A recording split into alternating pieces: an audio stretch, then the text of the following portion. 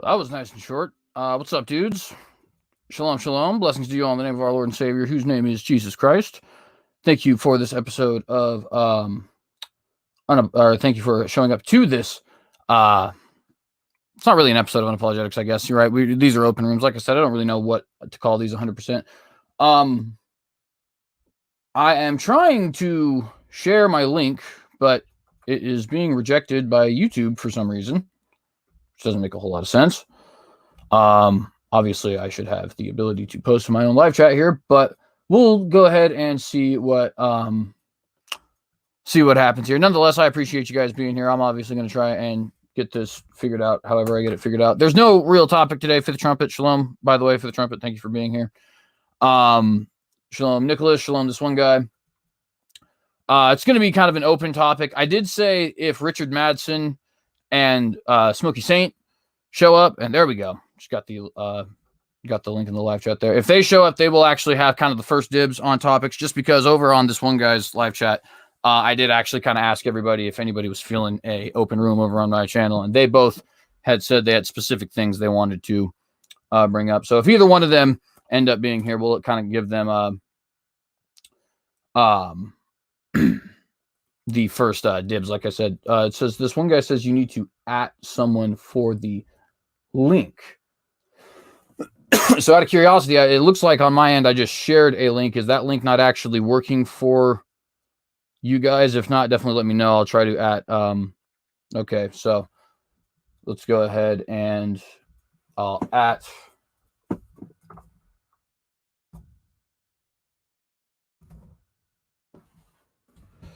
I apologize for this mix-up here. This wasn't actually happening not 3 days ago. Let me know if you guys see that one. I did just at Nicholas Whitmer, so hopefully it will show up there. That's super weird, actually. I don't know why StreamYard would be all of a sudden doing that. Is there like a recent policy change or something? Yeah, and see, and it's showing up for me. I'm not sure why it's not actually showing up for anybody else. Super weird. Just 1 second, guys.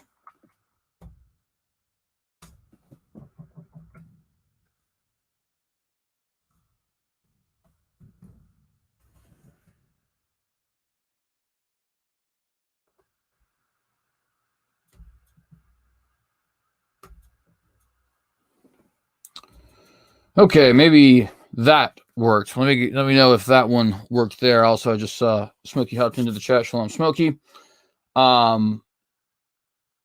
Yeah, no kidding, right? Blocking us, leaving links. It appears that is the case. YouTube is just kind of getting out of hand. Which, by the way, on that note, while we're sort of waiting to figure everything out here, I do want to go ahead and let you guys know that I do actually have accounts on some other platforms. They don't have a whole lot of content yet, but we're going to try and work that out. I do see this one guy is actually in the back room. Shalom. Hey, I'm just coming in for the confirmation that it worked. I'm kind of busy at work driving and all that. So, yeah, I just came in to let you know it worked. Cool. I appreciate that. Yep, have a good one. You as well. And to kind of reiterate for everybody, so just because, that is a problem. It's a problem we're going to be running into a lot probably. So I am on Rumble now. If you guys want to get on Rumble, it's going to be the same thing, TheCynicogue, TheCynicogue, right? I also do have an account on BitChute, and I have an account on Library, which is LBRY. So at any of those 3 places, just in case anything happens here, there's not, any sort of expectation of anything to happen here, but I do think it would be wise for us not to put all of our eggs in one basket. So I am reaching out to all of those other platforms. Brother Nicholas is here. So we do have somebody else to make this a dialogue rather than just a soliloquy. Shalom, brother. Well, I'm not here for dialogue. I'm sorry. But what I am here for is to mention that StreamYard lets you, now that you're paying for a membership, you can multicast into multiple different streaming hosts, whatever they're called. Right. streaming services. Platforms. That's what it's called. Streaming platforms simultaneously with the same stream. And so I don't know for sure which ones they have included, but if they have some of those included, then you can start putting all of your YouTube content onto those ones as you make it live. And that would absolutely be sort of the best idea, because I think that, I don't know this for a fact. Maybe YouTube will get smart and realize it's going to lose a bunch of customers, but it does seem likely to me that, we might end up having to put some of the more controversial content on other platforms eventually. And so I'm just kind of making sure I get them set up, by now with the Rumble and the BitChute. BitChute kind of sucks. I'm going to be honest with everybody. BitChute's kind of garbage. Hopefully they get better, but so far not so much. Rumble seems all right. Library has the very cool benefit of actually just outright cloning your YouTube channel. So all of your content and everything is just immediately downloaded onto Library, but that takes a while. I think it takes up to a week, and my stuff is not all 100% on there yet. But so far, that one seems to be the most promising. And it's called Libri, really? Like a combination of lib for like being liberated and library? Because it's LBRY. So it's like okay. So it's not even a lib, just LBRY, just the consonants. Yeah, exactly. Is that .com? .tv, I believe. Okay. Yeah, and I suggest, just on like a Word document or something, getting all these links lined up, and then you can copy and paste that into your video descriptions and tell people it's in the description. Because people are a lot more likely to just click links than they are to like type things out and search things and all that, Yeah, absolutely. Absolutely. And I'll take my own advice on that when I get to going to multiple platforms, which I'm going to have to put that time and energy in now, because that's what YouTube is coming to. That, we kind of knew it was coming, like that it was going to come at some point, but now we see the actual approach is now, Yeah, and, I do want to, because it does absolutely, really just suck that this is happening, especially considering, YouTube's got over 2 billion accounts, right? Like, they're so just massive of a platform here. But I do also want to, apart from the sort of cynicism, which obviously, I would be a little bit known for anyways, but I do want to acknowledge the luxuries we do still have, and thank God for them, because, there was a time when something like YouTube or the mainstream media would be taken out, and that would be it. You don't really have any options anymore, but we do, at least so far, still have the option to disperse to these alternative platforms and find alternative media sources and things like that. And it truly is an amazing blessing that the vast majority of humans throughout history have not had. And I think it would behoove us to acknowledge it more than we do. You know what I mean? To whom much is given, much will be expected. Amen. And also, though, you were talking about, the other platforms will improve when they get more and more funding, because more and more people start relying on them for more and more of their content and viewers and stuff. So those other platforms will improve with time for the most part, and that's good news also. Now, sorry, go ahead. Oh, I'm going to slightly change the topic, so I'll let you go first. Yeah, I was just going to say, you kind of see that a little bit with Parler. Parler is sort of a Twitter clone. It's not really a YouTube clone, but it is actually a pretty solidly functioning website at this point, because it's got something like 5 million users. So that is true. Once you get to a certain point, the market does actually help to improve the product that we actually have. So that's a very good point. And then I don't think YouTube is going to curb censorship for the sake of money. That's like what we saw with Netflix, where they lost a lot of money over just the one movie, Cuties. And all they had to do was take that movie, Cuties, off. And despite the rest of the moral and philosophical, like, corruption that comes through Netflix, they still would have basically lost no money, but instead they lost billions of dollars. But the priority for propaganda machines is to work for Satan. And when things are going in a direction of indulging in spiritual darkness and satanic spirits, then saving money isn't going to sway that. Like, I guess it did supposedly with Fox, where they were going right along with the Marxist media machine. And then they found out that they were going to instantly lose all of their viewers. But that's the thing, is they were like literally going to just suddenly die. So we still know that, I mean, Fox News was always a secular sort of opposed or controlled opposition anyway. And so they're just going to have to play that role a little more subtly, like they always have. Because when they tried to use their controlled opposition status to just indulge standard libtardism, they were about to go under, from what I hear. But yeah, the priority of propaganda machines is propaganda, not making money. And YouTube started out as a free speech platform in order to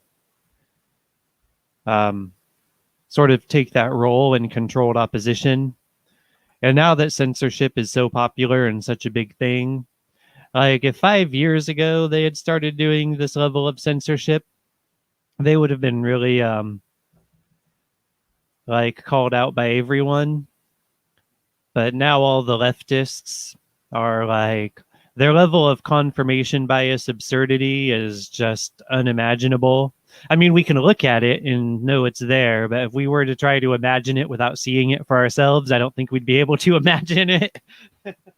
Right. No kidding. No kidding at all. And you know, it is interesting too that with a lot of these different, you know, like Fox, for example, it's not like this is the first time this has actually happened to Fox, right? They've had massive hemorrhages of viewers back in like early 2012.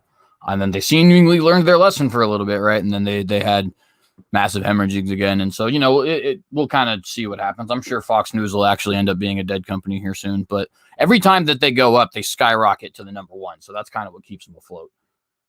Nonetheless, though, really quick, I do want to acknowledge Danny. Shalom, Danny. Shalom Aleichem. What is it? Shalom. What did they say? Oh, am I thinking of Arabic? Yeah, so there's a couple different greetings in that whole sort of general area. The ones that you would be using with shalom typically, there's Shabbat Shalom which is reserved for the Sabbath. Erev Tov, which is actually a good morning. And some people usually, you know, incorporate, or not usually, but can incorporate shalom into that. But, you know, and certain things like that. But the assalamu alaikum and all that is actually Arabic. Well, I also know a lot of people who use Shabbat Shalom all week. I guess supposedly looking forward to Shabbat. That's interesting. I've actually never heard that one. But no, of course, not that that means anything, right? But also, real quick, just want to briefly say, because I haven't shamelessly endorsed myself yet, please do hit that thumbs up and share this video so that we can get people to actually watch this video and all that other good stuff. Subscribe if you have not done so, yada, yada, so on and so forth. Anybody have a topic they want to bring up?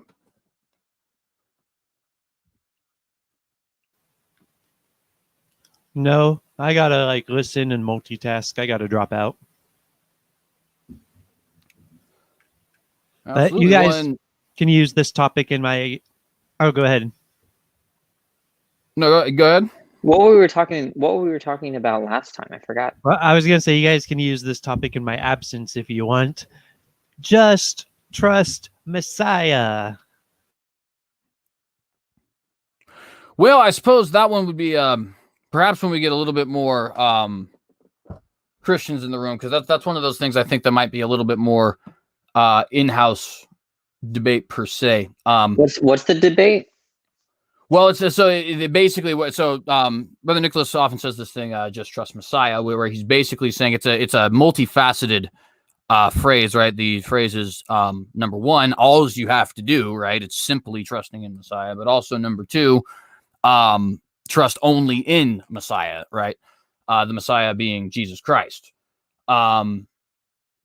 But the only reason that I say that might not, that might not be the most, I guess, fruitful conversation per se betwixt the two of us is because you don't accept Christ's messiahship, at least yet, right? Who knows if that happens in the future. So it would but kind of be like as opposed to other authorities, like yeah, like exactly. As what? opposed to like the, you could say maybe the authority of like a government or a Catholic church or a certain person in a hierarchy of a, Okay. Or and even a lot of times just your own like emotions and the philosophies that you've come to agree with and stuff like that. One thing that I guess I will address real quick, and this will be an interesting perhaps conversation to get into. So I managed to get myself thoroughly hated over on The Raging Atheist yesterday. That was I've never heard of fun. the channel. Say again? I've never heard of the channel. What did you say? So I take a very, and I acknowledge the radical nature of the position that I take, but I take a radical position on abortion that is not only am I pro-life, but aggressively so. And as an example, and the example that I used for them to show, how I am aggressively so, when people say, well, like, do you think that we should have punishments for abortion? That question to me is like absurd on its face. Right, because it's like obviously that's like asking, well, should we have punishments for pedophiles? Well, of course you should. Do you think question is that?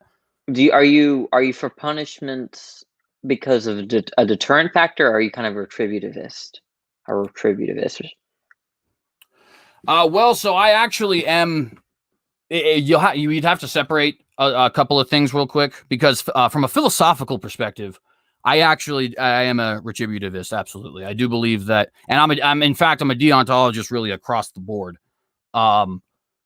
Although I guess some people have said that divine command theory doesn't really jive with deontology. I would argue that they do and claim them both, but nonetheless, I do think that the punishment of. Say again. Who said that to you? That divine command theory is like a textbook example of deontology. See, and that's always been kind of my initial response to that too. Is like other than maybe like Kantianism potentially, I don't know anything that's a more perfect. Well, they're forms of utilitarianism that are also deontological. But typically, because deontological ethics is so heavily associated with Kant, and Kant hated utilitarianism, like a lot of people think they're like so divorced. But the point is that like if you could think that they're moral facts and think that there's like some kind of fact about the good being like some kind of function of happiness and pain, like that's a kind of deontology, right? But I think really any view that posits like a principle as a moral fact will be a kind of deontological framework. I've often made the statement with with my own friends that I think that thinking deontologists or thinking objectivists, by which I mean people who not people who are smart per se, but just people who take the time to think of all the philosophies regarding what moral objectivism would actually mean. I think virtually all of them are deontological, if not all of them. By the way, just want to quickly acknowledge, so Smokey Saint is in the house. Gavin Hurleman is in the house. Looks like Fifth Trumpet, I guess he just dropped, but nonetheless, show him Fifth Trumpet as well. Real quick, so I am going to end up, having you guys give your introductions, and then I also want to pass to Smokey because I did want to give him kind of a first dibs on a topic, but I do want to briefly say, just to sort of wrap up as an answer to your question, Danny, about the abortion, because I'm very interested. Yeah, absolutely. And I do believe that the punishment of evil in and of itself, I think is a moral positive.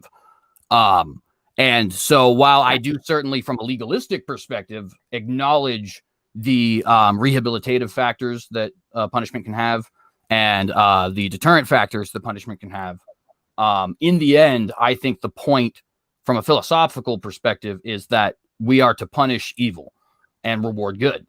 And that's kind of where my feelings as far as legal punishments for abortion comes from.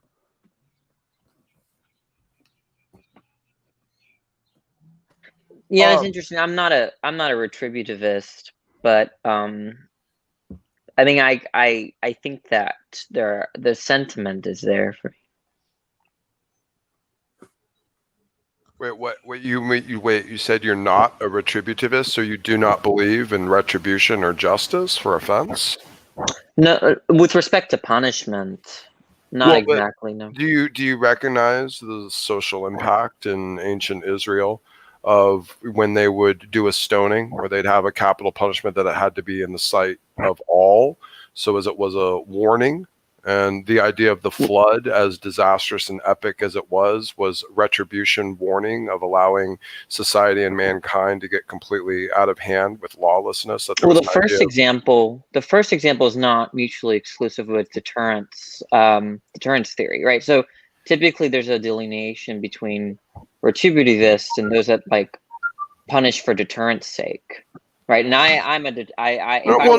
I'm sorry. That's slightly oversimplifying it. I'm not saying it's solely for that sake, but it is a factor of it. It's as if you're gonna punish the sin, right? Like if you're gonna punish a deviation from the law, you're gonna punish it. But then comes the answer and the question: well, what is the best method? You know, and I believe that God in the Old Testament, in his brilliance, decided if a punishment was going to happen and it was going to take place because judgment was made, and especially for a capital crime, and it was done publicly, that it had to be a public affair or a public execution, so that it was an appropriate retributory warning sign and deterrent to anyone else that would potentially consider the same offense, therefore mitigating the amount of offenses that would actually that's not generally speaking, that's not how a retributivist they wouldn't really factor in, ultimately speaking, the consequences of punishing in terms of like a societal benefit or something. Well, they should. I think. Well, then you're not simply a retributivist. You're a deterrent. You invoke deterrence theory as well. Well, that's fine. That's fine. And I would say that both are a factor, and certainly are a factor even in components of our modern system of punishment. You know, we like to make it a thing. This is why we certainly have no issue with media, you know, promoting the offenses and also the punishments that come down from those offenses. And I believe that's kind of part of the spirit of that, is to kind of inform the public not only of the existence of the deviations of moral standards, but also society's retrospective in terms of how it reacts to these things and what it decides to do. But that's all deterrence point. Those are all well, no, it isn't. It isn't purely because there has to be a retributory component. What do you take retributivism to be? Because I don't think you and I are using the same term. Well, maybe I'm misjudging where you're coming from on that, perhaps. Then the idea of instigating a punishment on a scale of attention that would instigate deterrency from future offenses, and maybe that is just deterrent theory that I'm describing. Yeah, that's not classical retributivism.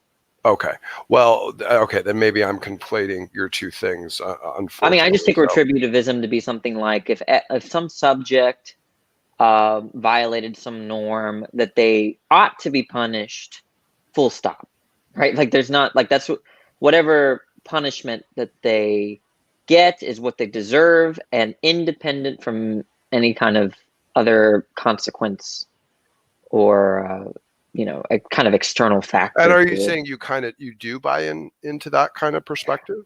I understand the sentiment, because only insofar as I just want people to suffer if they've harmed my family or even myself or my friends. But right. Well, I don't think that's going to qualify. I don't think that's going to qualify. Well, you do, but do you accept the potential existence of qualifying or mitigating factors in that? Of course, yeah. Okay. So I'm like I said, if you're like, you wouldn't want anyone to hurt one of your family members, but if you found out your family member was robbing a bank or getting ready to do a mass shooting or something, you wouldn't have an issue with them being hurt per se. You would look at the greater good component of it, I guess is what I'm. Yeah, well, yeah, I just think that, I mean, I'm not saying like you would be happy that they're hurt, but like it would be mitigated against the immediate angst of like a retributory stance of like, well, someone hurt my family member, now they have to be hurt. Well, wait a minute, maybe they Well, were hang on. stopping them I do from- have to. And now I understand that revenge and justice are really easy to mix up, but from a retributive standpoint, you would actually have to separate and there's a lot of things sort of being tossed around, I guess, that would need to be a little bit explained real quick, because some of the terms can get real fuzzy real quick. So to just briefly explain, if you were to take the idea of retributive justice, basically you could sum it up in a sentence that is: the punishment of evil in and of itself is good. So what does that mean, right? That means that whether or not you're deterring somebody from doing something in the future, or whether or not you are getting recompense for a victim, or whether or not you're improving the victim, or not the victim, the perpetrator's own state so that they don't do it again or something along those lines, right? None of that is necessarily the point of the punishment, according to the retributivist, but Yeah, the that's what I point is actually to punish the crime. Okay. Yeah, you're and- tracking my notion of retributivism. Okay. That's what I take retributivism to be. Right. No, and that's that's fine, what and I that's would fine. personally adhere to. Yeah, and that's fine. And with that type of caveat clarification, I have no issue with that.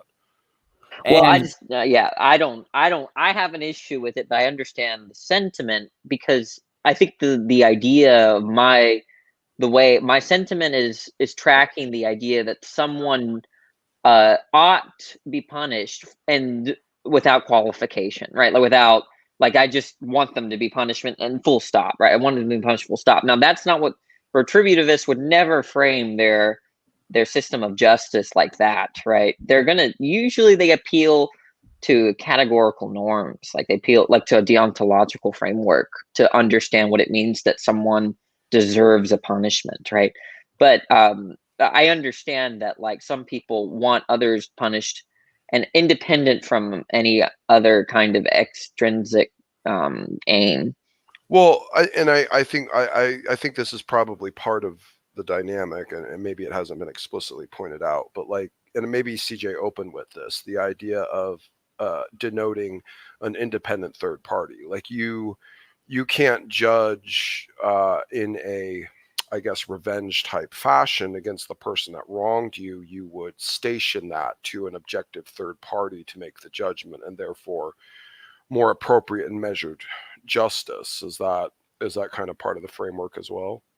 Absolutely. And one of the best ways to put it, in my personal opinion, though not a lot of retributive philosophers would actually put it this way, is actually what Moses himself put it as, which is an eye for an eye, a tooth for a tooth. Right. The idea isn't vengeance; it's it's proper payment for the wrong that's been done. Right. It's almost transactional in a way. Right. And I personally believe that the idea of retributive justice is one of the pillars on which the gospel stands, because in my personal opinion, it seems to me that you receive grace only because it is just for God to punish you for your sins. If it was not just for God to punish you for your sins, grace might not necessarily be as big of a factor. You know what I mean? Interesting. Yeah, interesting. Okay. I had a thought of the component of grace kind of working into this. But anyway, that's neither here nor there. No, that's an interesting concept. I mean, in the idea of how I read it, and CJ, maybe you have a thought on this too. Like in the New Testament, in the words of Christ, you've heard Moses say, eye for an eye, tooth for a tooth, but I say, turn the other cheek, love your enemy, so on and so forth, all this beautiful stuff. I'm wondering, in your perspective and your take of a recognition and an understanding of a delineation, a separation between a personal moral prescription and a legal governmental framework. As in to say, I do not think the command of Christ for personal Christian moral applications in their day-to-day life can be necessarily implemented or legally constructed on a grand scale. Like, we can't command someone to forgive their enemy in a system and still have a just system. Like, it has to be upon the person who had the offense against them to be in the stance of forgiveness. And the only reason I mention this and say this, because I do think there is an easy way to, when Christians talk about the existence of objective morals, that there isn't always a separation or delineation between the idea of an objective societal moral and an objective personal moral. And I just was wondering if maybe you had a thought on that. Yeah, absolutely. And it's a definitely a very interesting point to bring up. My personal view on it has always been that I believe, at least as it pertains to the holiness code of Mosaic law, that the idea is not only to have a perfectly functioning society, although of course that's not possible, which I'll get to that in a second, but also for you to live most in the way which is also, you know, most virtuous, personally. And I think there's a lot of things that, you know, though they are incredibly uncomfortable for us to hear, I think they are literally true both on the personal and on the societal level, and that they end up being vital to the subject of grace. And I'll kind of give a perfect example, right? So in the Mosaic covenant, the punishment for committing adultery is very vicious, right? It's, in fact, a lot of people would consider it brutal and archaic in the modern day, but it is death by stoning. I mean, it's very brutal, right?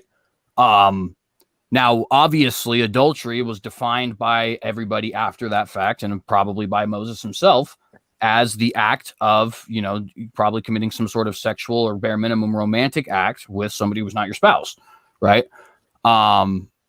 And that's how they enforced it. That's how they interpreted it. That's how everything went for 1400 years. But then Jesus comes along, God in the actual flesh, right? And with his own lips clarifies what he had written with his own finger, and says to even look upon another woman with lust is to have committed adultery with her in her own heart. Now, what is the thing that can be logically put together from that? Well, God said to commit adultery is worthy of death.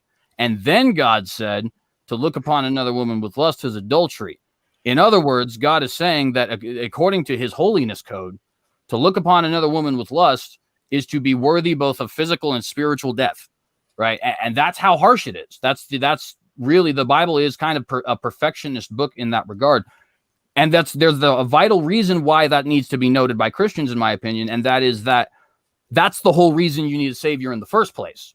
You're not capable of living that without the Holy Spirit in you, but also you're already guilty of breaking that, and the penalty is on you unless you decide to have that penalty washed by the blood of the Lamb.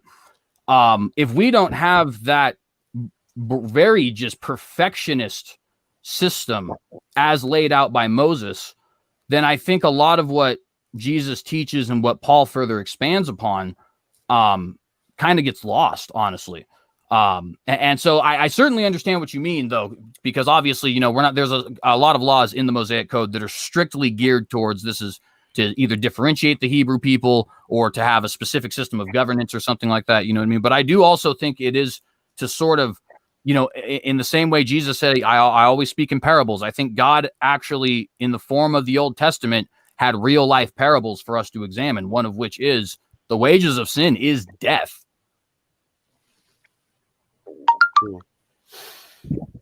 Yeah, interesting. Yeah, no, that's good stuff. That's good stuff. Yeah, I agree with that in the sense too that we need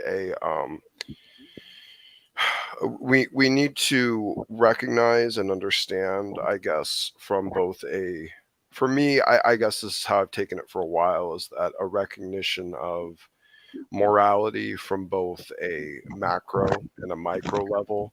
And I think what happens many times, at least I've seen, is that atheists, skeptics, agnostics tend to appeal either inside like a moral dilemma in order to defeat it. Like murder is wrong. Christians say murder is wrong, and then they'll find some scenario where murder isn't necessarily wrong, type thing.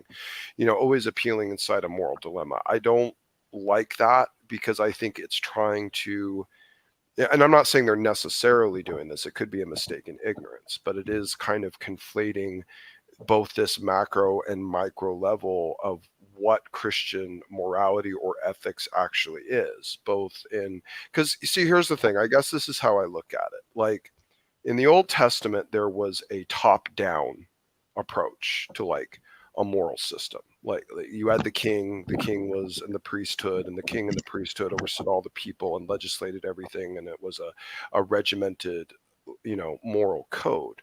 And then Christ came along, and it seems like it switched from a top down to a bottom up. And now it was about perseverance. It was about grace and mercy on the micro level. It was about, instead of inspiring or dictating or having a government that would regulate morality, it was now about placing morality in the hands of the populace and their own individual accountability. So I guess I sometimes have a bit of an issue when I hear Christians or proponents of Christianity trying to push for legislative morality, because I don't think it actually ends up stopping the thing you're trying to stop. I think it can mitigate it, but I don't think it actually does anything to it. It's like taking care of the symptom but not taking care of the disease. But what does it matter that it, I mean, like for instance, take to abortion, right?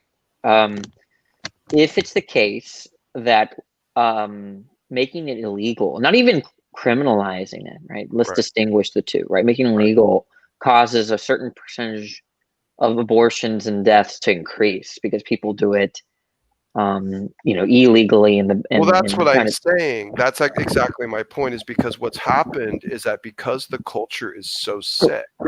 Well, let me finish. Okay, go ahead. Okay, yeah. The point is that, yeah, you're going to create a slew of problems, right, dealing with the underworld of abortions, right? But I would think that if I were a Christian, right, the responsibility is shifted, right? Because the government would have done their responsibility to condemn the evil, right?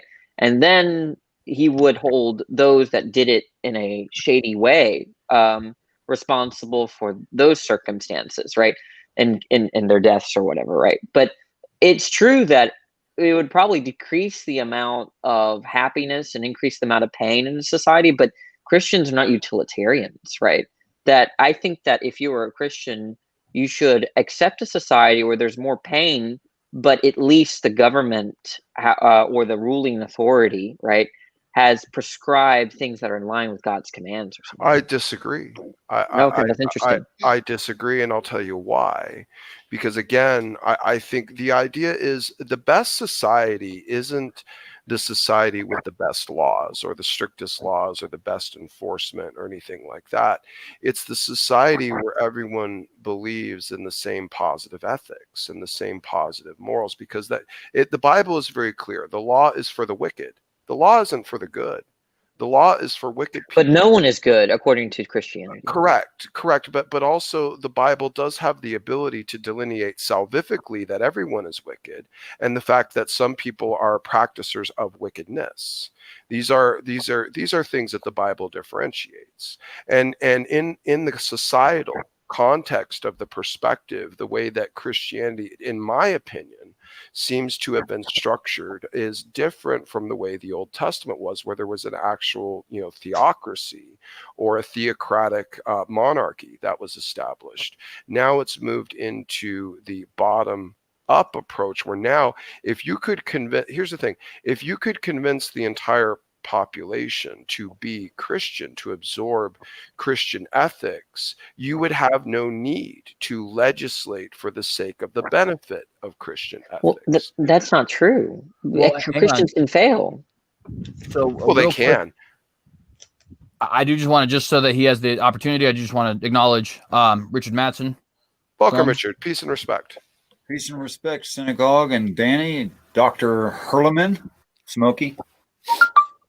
Shalom to everyone. Shalom. Oh man, I completely forgot that Gavin actually hadn't said anything yet. I apologize, Gavin. Yeah, I'm sorry. I'll shut up now. I think I kind of ran on. Well, no, I don't want to kill the convo. It was a good conversation, but I totally, I did just stop it to I was, the only reason I think I kind of mentioned it because it was kind of on my brain. I was thinking about doing a show on it, but I've just been so like behind on stuff, so I just figured I'd bring it up here and hear the take. So, well, and if I may say, I do think there is truth all around in what you guys are saying in a couple things, right? So, on one end, I do actually agree with something that Richard Madsen actually said earlier today in Togg's stream that there's really, I mean, the idea that we I don't believe you. Morality, I don't believe you. Nothing good comes out of Togg's stream. Kidding. Well, I mean, I put Slim Jim in a situation to show off his own confirmation bias after pointing out how that was exactly what he was going to do. That was good. Well, and to kind of get to the point, though, Richard made the point that, the idea that we don't legislate morality is just wrong. That's all that legislation is, or at least most of what legislation is. Perhaps tax laws and things like that aren't necessarily based in morality. But that's why, you have murder law and rape law and things of that nature because they are so egregious and so immoral that we have decided that something needs to be done about them. At the same time, though, wait a minute. If I may just interject for real quick, CJ, wouldn't you say that it is at least implicitly moral to pay taxes if it is a construct of the governing authority, Romans 13, and also Christ's words to give to Caesar what is Caesar's? I mean, technically, we could say it is moral to pay taxes.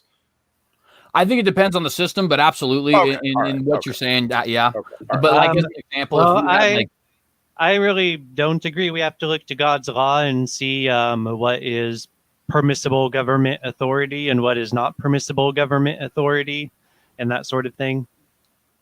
Well, I think Romans 13 was pretty clear to like obey all authorities, and Paul was writing to people under Nero who were persecuting them. I mean, that's a tough thing to, choke down. When I do understand too, we do have a certain fact of, the Constitution of the United States makes it to where, in a way, you really are obeying the law of the land by disobeying the authorities in this country, which could not be said in most other countries. That said, though, Christians do abuse that. And a perfect example of that, even though I do have, or at least I did have, I guess I don't really listen to him anymore, a lot of respect for the man, that you see that perfectly with Kent Hovind, right? Kent Hovind got it in his mind that just because of the fact that this government is immoral and I have liberty to, basically be exempt from taxes, now I'm going to be exempt from all of my taxes. And he got himself in a lot of trouble. Is that what happened? I didn't know that's what happened. Is that what happened? Yeah, well, basically, to make a long story short, what ended up happening is he considered himself to be tax exempt because it was for ministry purposes, but he was employing people as if he were running a business. And so basically what ended up happening is him and his employees go, without paying any sort of taxes, under the guise that this is a ministry, even though they're all making an income. And he got it in his head that, well, this is what the law actually allows. And the thing is it doesn't, right? That's not what it allows at all. And he got in a lot of trouble, right? 9 years in prison and all of his, like $6 million worth of theme park, right? Not including the actual funds that he would have personally, right? How does the man not have enough deductions to not be in trouble with taxes? I guess money does weird things to people. Like, I think if people get like too much money too quickly and they're not ready for it, they do very dumb things, I think. Yeah. Well, I just want to say that we were talking about whether morality can be legislated. Like this idea that taxes are moral because we are to submit to government authorities. And that leap is not made in Romans 1. It doesn't say we must declare everything done by governments moral, nor does it say anything about all or without exception or anything like that, which you just said, Smokey, is made clear in Romans. I called it 1. It's chapter 13. Yeah, 13. But it doesn't specify that it's all or every or without exception. It's a generalized statement. Well, and that's why I do try to say, there is a lot of, and I want to pass it to Smokey after this, but there is a lot of, nuance that does need to be noted. So, and I'll give a perfect example with, a particularly modern problem that I personally have a huge beef with, but seemingly nobody else tends to have a big beef with, is fashion and the way people dress. I think it's absurd that I think that's where a lot of this whole sexualization of young girls starts, is in the fact that 12-year-old girls are allowed to wear short shorts. I'm just being honest. I know that makes me a Puritan and a prude and all that other sort of stuff, but it doesn't begin at 12 years old. It begins more at like much younger than that, like at toddler. Well, and to be fair, and then they dress them up like a miniature version of their mother, and their mother is purposely dressing to look sexy. Well, and to be fair, that's exactly what I was about to say, is even, you at the age of 24, do you have like the legal right? Well, sure. Yeah. I don't think you should be arrested for wearing something promiscuous, right? At the same time, though, you shouldn't be. You're degrading a holy temple of God, right? I think there's a big problem there. That said, though, if we start going around like Islam does and throwing women in hijabs, right? Well, that didn't actually solve the modesty problem. All we did is beat up women and put them in trash bags. You know what I mean? But in the end, they'll just do, if they're actually still immodest people, they're just going to continuously do immodest things, but they're going to keep it low key, right? And that there's a very strong argument to be made there as well, right? You see that problem currently in America with the drug issue. It doesn't matter, regardless of what you think about whether or not weed should be legal or whether or not it's good medically or whatever, right? The fact of the matter is, basically everybody smokes it at some point in their life. The government just simply can't combat that. If we lived 100 years ago and that wasn't the case, maybe the government could combat that. But you're right, you can't legislate that. It's never going to work. If the people want to do it, they're going to do it. They're going to find a way to do it. Eventually, so many people are doing it that, I mean, it even starts to include members of law enforcement and stuff like that, right? Like, it's just the way these kinds of things go. And so I do think it is true on one end that morality and legislation, and by the way, I noticed you just brought up a screen share here. Sorry, I didn't mean to make you wait. I notice on one end, absolutely morality and legislation, they can't be separated. They're intrinsically linked. At the same time, though, you can't force people to be good. By the way, CJ, can I ask you something real quick? Did you insinuate in some circumstances, right? Not in all circumstances. Of course, you can force someone to be good. Well, not in all circumstances. I mean, well, that's not being good. The only being good is because you've accepted Christ. Then the spirit of truth is in you and your mind is conformed to the mind of Christ. And even then, we won't reach that absolute goodness until the age to come and what might be called the next life. Well, I want to pass the continuation of this life. And then after Smokey, we'll go ahead and pass it to Danny. Go ahead, Smokey. Sure. You can force someone to do good. You can't force someone to be good. Those are very different things. I just wanted to ask, did you potentially insinuate to Rage like capital punishment for abortion doctors or something? Is that what caused him to like freak out or something? Like what did you say that like caused him to like lose it? So I did say punishment. I didn't say capital punishment. I will be honest with you. There is a point in time in my life when I did actually believe in capital punishment for abortion doctors. The reason I've since recanted on that is because I don't believe abortion doctors have the intent to kill. I believe they're deceived into thinking that they are not actually doing so. Yeah, and intent is a vital portion of it. It's the same argument for like not necessarily like punishing the mother like after the fact where it's been legal, like go around like if we suddenly like outlawed it. Oh, let's go round up all the mothers that aborted their children. Now they're murderers, you know. Like, well, I don't think anyone's saying we should punish retroactively, but obviously when someone is ripping a human being apart limb for limb and crushing their skull, they know that they're killing a human being. So I think, sorry, CJ, but what you just said was absolutely absurd. Well, I don't think that's true, though, because people brainwash themselves. Absolutely. I mean, you see that Islam is a perfect example of that, right? 19 people got it in their minds that God told them to fly airplanes into the Twin Towers. God did not tell them that, but they believed it with all of their heart and mind and soul and body and all that other kind of stuff, right? And if you don't acknowledge that that's true, there's no way you could ever possibly save those people because you have to know what you're saving them from, right? I think every abortion doctor is aware that they're killing something. I think what you mean is that they're not. I guess from your point of view, they're not aware that they're killing something valuable. Like I guess something worth moral. They don't think they're taking a life. They don't think they're taking something like that, right? That's what it comes out. But they feel they might be killing. You guys don't understand how murderous people can be. Like they know what they're doing. I mean, maybe there's an extremely small percentage of them who fall into what CJ is saying. They're not going to see it as murder. Yeah, they'll tell themselves that for some reason it's okay to kill this human, but they know they're killing this human. I would Yeah, I like think to. that They're makes just it, yeah. devaluing the human, and we have a term for devaluing humans in that way. It's called bigotry. Well, And and that to would be be fair, like that is that'd be like excusing Nazi Germany death camps because, well, they believed Jews were less than human, so therefore there should be no capital punishment for anyone involved in that. It's an absurd argument. Well, the citizenry of Germany was propagandized into, and over multiple decades, propagandized into hatred of Jews, and they were complicit certainly in the murder, and certainly in the rounding up, and also in the adoption of the public policies that was used to fuel and catalyze the genocide. But Nicholas, you have to be able to draw a line somewhere. Well, we're changing the topic. I was talking about people who did the actual killings. Now we're talking about complicity. That would be like if I was talking about death penalty for for people who vote Democrat or something, which is not what I'm talking fair, about. though, You're just changing the topic now. That's not a bad idea. hang on. You understand, though, we didn't execute all of the Nazi soldiers. We did show them mercy, actually. We punished them, which is why I am saying I do believe in punishment for abortion. Absolutely. I think the idea that you wouldn't is absurd. But I do also understand that there is mercy to be shown when people get, I mean, humans are these incredibly complex creatures, right? Paul was literally stoning and executing Christians before he became the apostle to the Gentiles. That's a fact, right? We need to acknowledge that fact, because we are called as Christians to be able to pull these people out of this muck. And I'm not going to use that as an excuse to say we can't punish, because obviously this is something that needs to be punished. Murder in any way needs to be punished.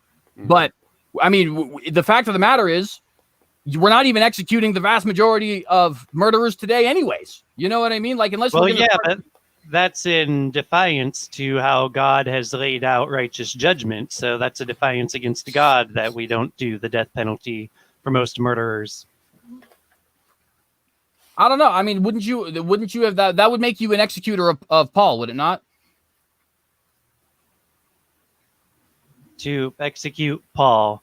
Yeah, right. Paul murdered. In fact, not only, here's the thing too. Interestingly enough, Paul murdered Stephen. Stephen was filled with the Holy Spirit, which, if you think about it, I mean, that is dangerously close to the unpardonable sin. Well, Paul did say he should have been reprobate, didn't he? Like, I mean, had Christ not.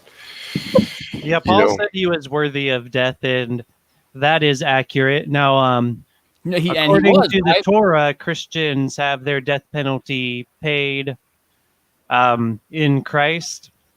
And so Paul's death penalty was paid, but then he owed Christ everything because his death penalty was paid. So Paul's death penalty was paid. So I don't see where you can say he should have paid his death penalty. It was paid in Christ. Okay, but what I'm saying is that if we were to start making sure that we were going to execute every single time, right? This is the entire point of the Mosaic Code, brother. The reason why there's 32 different laws that you can be executed for even, failing to do one single time, is to show you not that you should be executing millions upon millions of people every year, but to show you that you need salvation and righteousness in the first place, right? So, I mean, we can't use execution the same way Moses did. Moses is a parable unto us. God specifically spoke through his son that he did not teach us anything but through parables. And it just so happens that the way the Father did that in the Old Testament was through a living nation that was Israel. And we have to acknowledge that. Okay.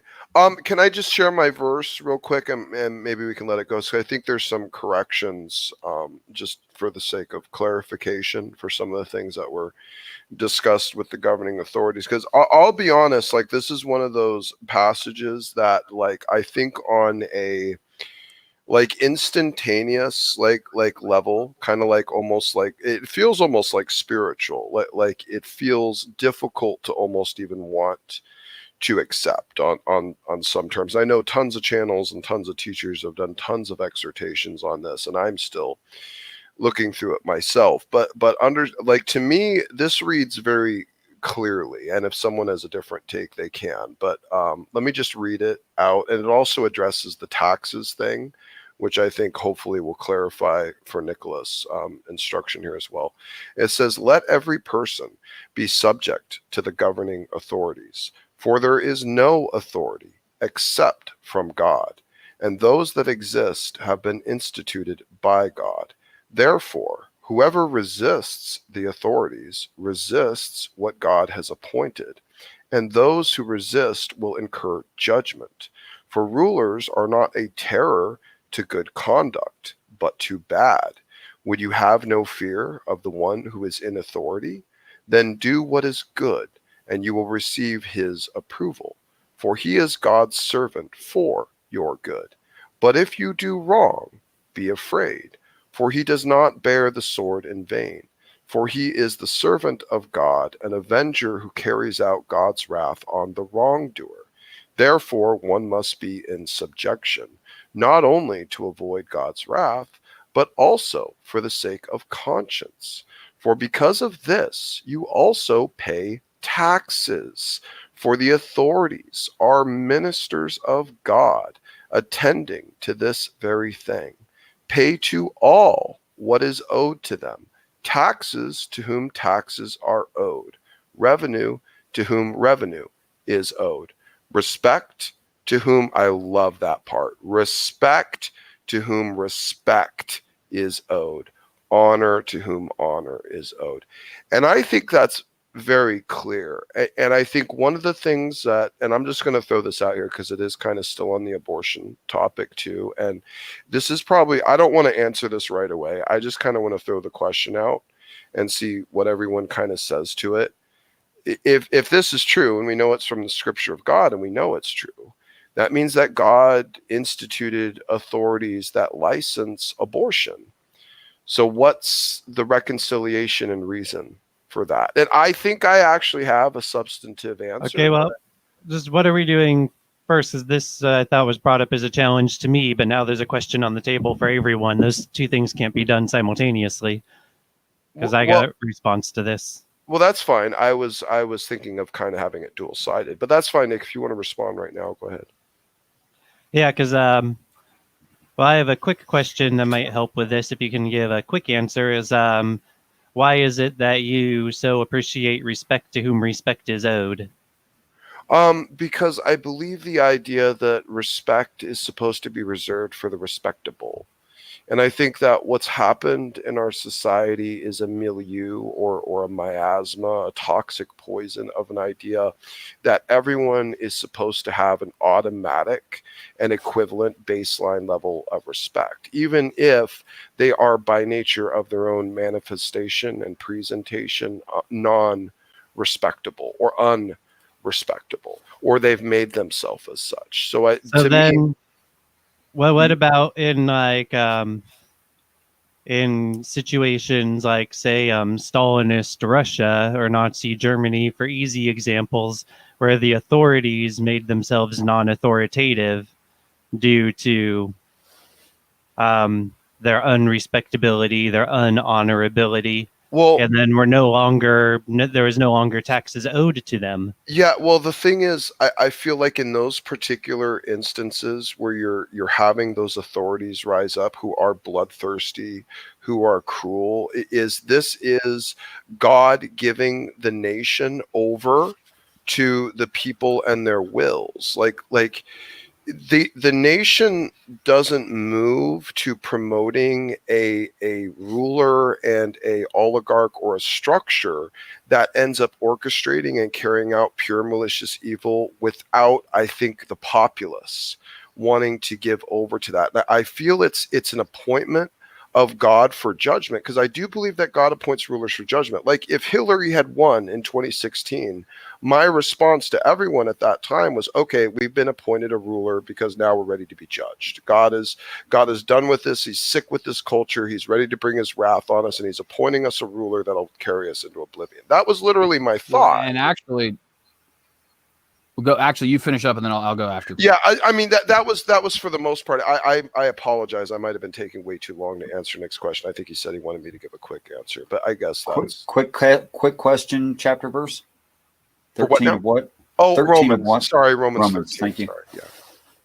And well, and I would just say kind of too, you can even still see that with the election of Trump. I mean, I've spoken numerous times on this channel before and will speak again, because I understand he was the better of the two options, but Trump was absolutely a judgment on this country, right? There's a reason why God decided that we needed to have a president who completely and totally degraded the office, right? It's because we are a degraded country, right? I mean, isn't it hilarious to hear people like Jay-Z say that Donald Trump objectifies women? I mean, that is like one of the most comedic things I've ever heard in my life. 99 problems, but a bitch ain't one is going to tell me that Donald Trump objectifies women.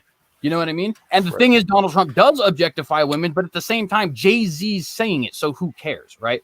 And I think that you can see in numerous ways Trump as an exposure of the United States in that regard, right? All the billionaire classes hate the billionaire, and everybody online hates the guy who happens to get all of his information online. Did Trump even objectify women as a matter of how he did his job, or? Absolutely. To be fair, Trump is a sleazebag as far as the way he treats women. That just needs to be acknowledged. Trump has cheated on all three of his wives. Trump has slept with porn stars and Playboy models. He's 25 years older than Melania Trump. His first wife accused him of actually sexual assault and physical assault. Trump is no saint when it comes to the way he treats women. That's just unfortunately and to be clear, you are getting pretty far from the question I asked, which had to do with his office, because it seemed to me that we had clearly a case where someone conducted themselves far better, taking their job seriously than they normally would.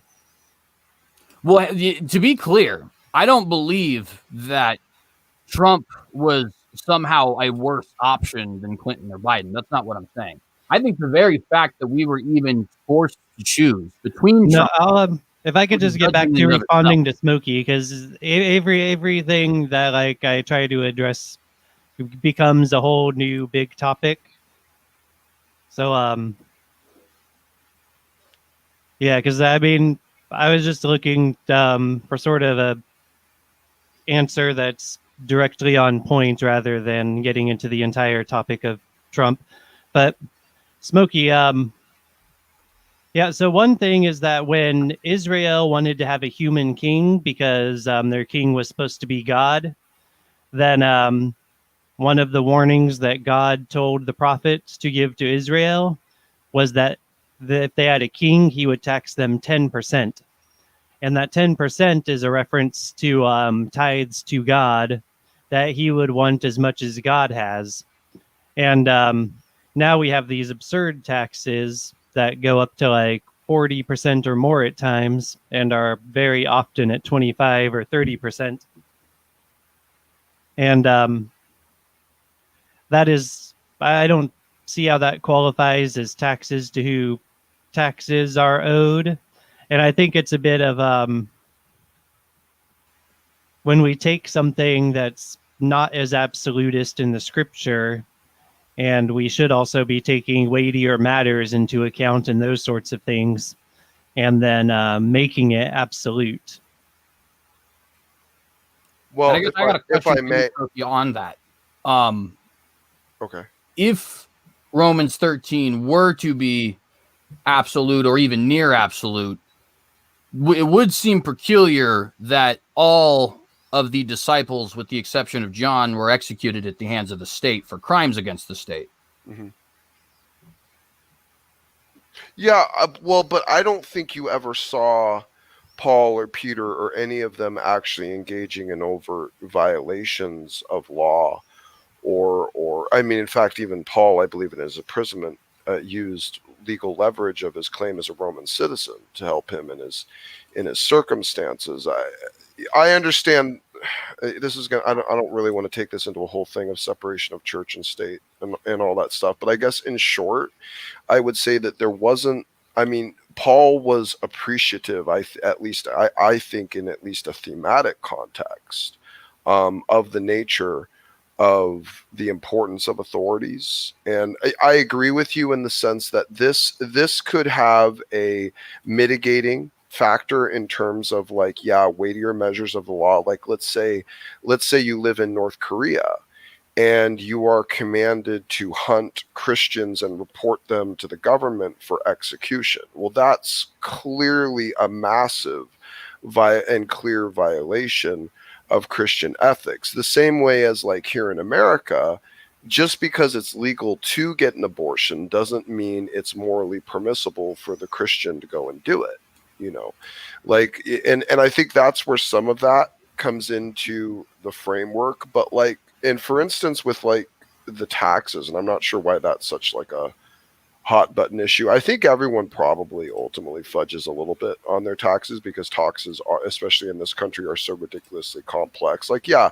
like in Israel, you had multiple different types of tithes. Like you didn't just have one tithe and it was 10%. Like you had a tithe for festivals, you had a tithe to the priesthood, you had a tithe for, you know, so on and so forth. There were a bunch of different tithes and they weren't always the same, you know, and they all had different purposes and different reasons. And even Christ himself said, you know, give to Caesar what is Caesar's. And so the funny thing is, like, when I look at this, like, there's certain things I can give you for that, CJ, but like for this on the taxes, it says specifically taxes to whom taxes are owed. The only person who sets who owes taxes and what amounts of taxes are owed is the government. So I don't see how who decides what is owed if the government doesn't decide. Each person individually? Well, what is that? That's not even authority. That's not even government. That's just everyone making their own way. You know, like at a certain point, I can appreciate your stance, but there has to be a termination point of that type of weightier measures of the law. I mean, certainly, you know, there is still a measure to be considered in this passage that I don't think can be outweighed by just, you know, everything. You know what I mean? Yeah, like, I think that's a great answer. And I even would say too, because, you know, part of the reason I keep chiming in when each of you guys answer is because really I think that the answer is somewhat of a balance. You know, it is said in 1 Peter 4, none of you should suffer as a murderer or as a thief or a wrongdoer, right? And of course, how does a murderer or a thief suffer? They'd suffer at the hands of the government. But if you suffer as a Christian, do not be ashamed, but glorify God that you bear that name, implying that, you know, if you suffer for Christian reasons at the hands of the government, that it's righteous.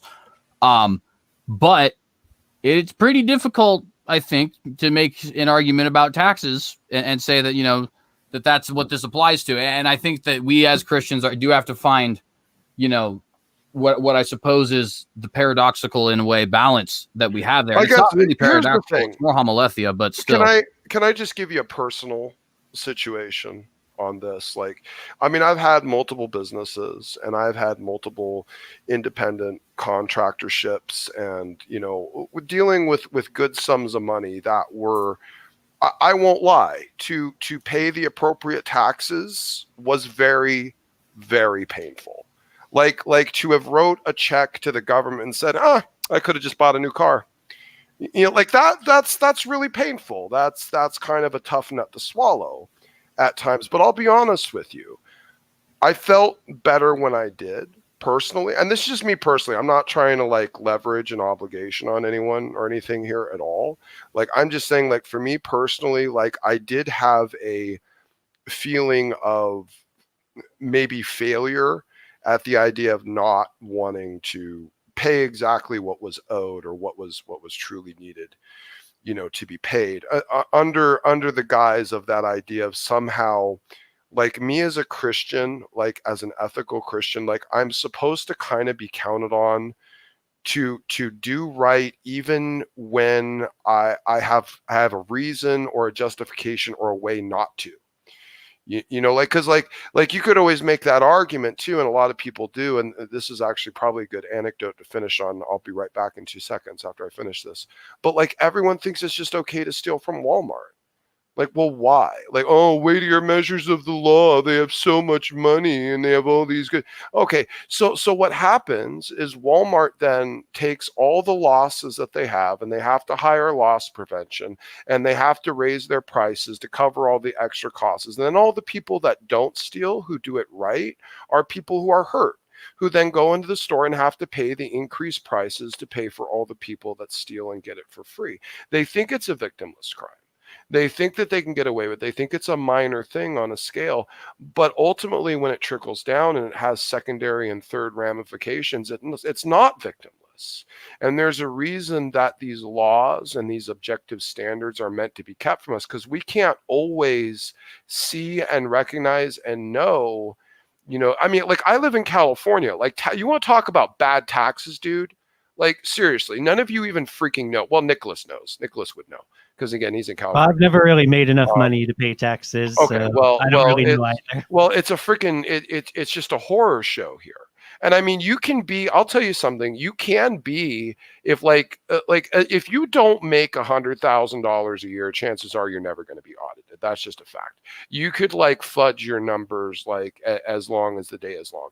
And I won't lie. Like, there's some times like I did fudge, like a couple numbers here or there, but I certainly felt justified so, because I knew there were expenses that I hadn't cataloged or receipts that I had lost. I figured, well, there was enough of a wash. I was never going out of my way to cheat or go out of my way to, deceive or try to get out of way of spending taxes. And I guess in a roundabout way, it's because I was accepting and appreciating that maybe there would be mitigating, secondary fact. Like if all of us just decided to fudge around on taxes, okay, police departments don't have money, areas get less safe, fires maybe don't get put out on time, streets start to break down, neighborhoods go down, I mean, we don't know, and like, there's a reason that these laws and instructions are there, because I think that we can't always, as we're not God, so we can't see all those secondary and third mitigating factors, but he can. That's why he said, with that childlike faith, hey, here's these instructions. Don't ask why.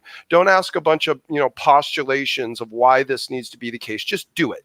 Just do it. Accept that I'm God. Trust in me. Know that I got it figured out, and just do what I say. And so that's kind of how I look at Romans 13. And with that, I'll yield. I'll be right back, guys. Well, I have enough agreement with that. I don't really appreciate the Walmart example in context of this discussion, whereas I do appreciate it in context of like general audiences because of cultural problems. But I just don't think anyone here is speaking on that kind of level at all. But it kind of goes back to what I actually came in here to bring up or to mention, to chime in with. It's kind of too bad if Smokey's not hearing this, but I'll go ahead and get it out of the way and let the room open back up. And that's that this whole idea that that we don't legislate morality. Well, that's true. We don't legislate morality. Only Jesus Christ can bring morality. Even the so-called Enlightenment, anyone who knows anything, and I mean that because the beginning of wisdom is the fear of God.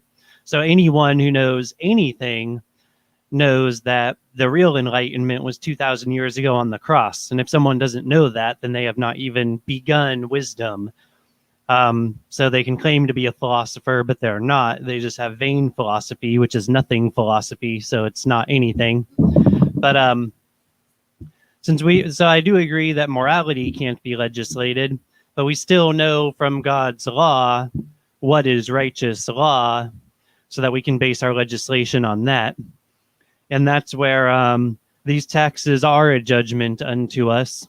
So I can concede that God doesn't call me to get myself in trouble by defying taxes, like Kent Hovind got himself in trouble by defying taxes. But God calls us to proclaim the gospel. But the gospel, a lot of what that is the gospel of the kingdom. Jesus preached over and over again about the kingdom of heaven. And so to make it only about salvation, I think that's sometimes appealing to someone's own selfishness, to be like, you can be saved from hell. And it's like, that's a huge part of the good news. That's something that like draws us in. But then we're also to proclaim the kingdom. And the kingdom is the obedience to God. And so, for instance, everyone is neighbors now that there's no separation between Israel and the nations. That's what Ephesians, I want to say it is, chapter 2. where we were once Gentiles without hope. We were once of the nations and without hope, but now we are grafted into the commonwealth of Israel. And there's also no separation between Israel and the nations anymore. So there are neighbors now. And so that means ussury across the board is not in accordance with what God has taught us.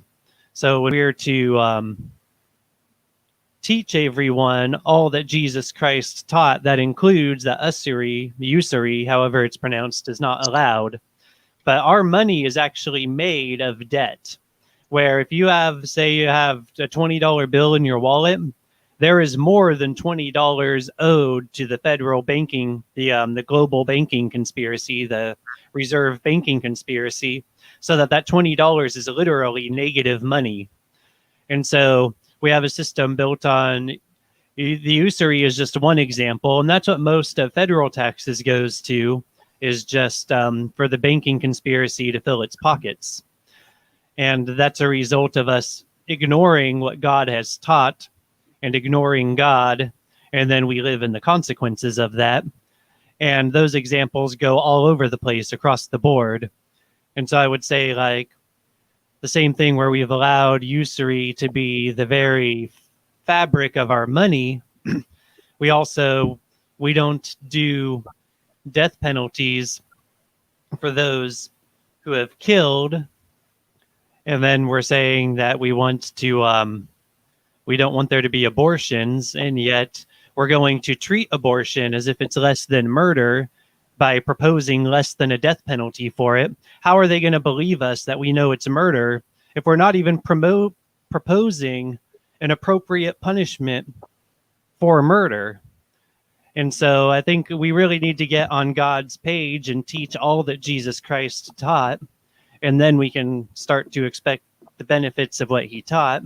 But until then, there is this matter of being in a state of under rulers that are putting our own judgment onto ourselves.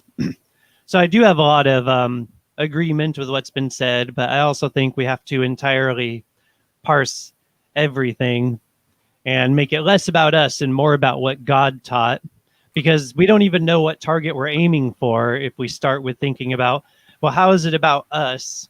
And then how far off track are we? We're focusing on our miss as if that's how we're going to someday hit the target. And I think we should focus on the target first, and then someday we'll hit it.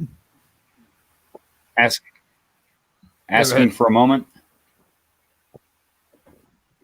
Thanks. To Nicholas, I think what the Bible is actually teaching is a case-by-case basis, and here's why I say that. Numbers 35:12, Deuteronomy 19:6, Deuteronomy 19:12, Hosea 23:25, 29, and many more. And they shall be unto you cities for refuge from the avenger, that the manslayer die not until he stand before a congregation in judgment, lest the avenger of blood pursue the slayer while his heart is hot and overtake him, because the way is long, and slay him, whereas he is not worthy of death, inasmuch as he hated him not in times past. So I think really overall it would be a case-by-case basis based on intent.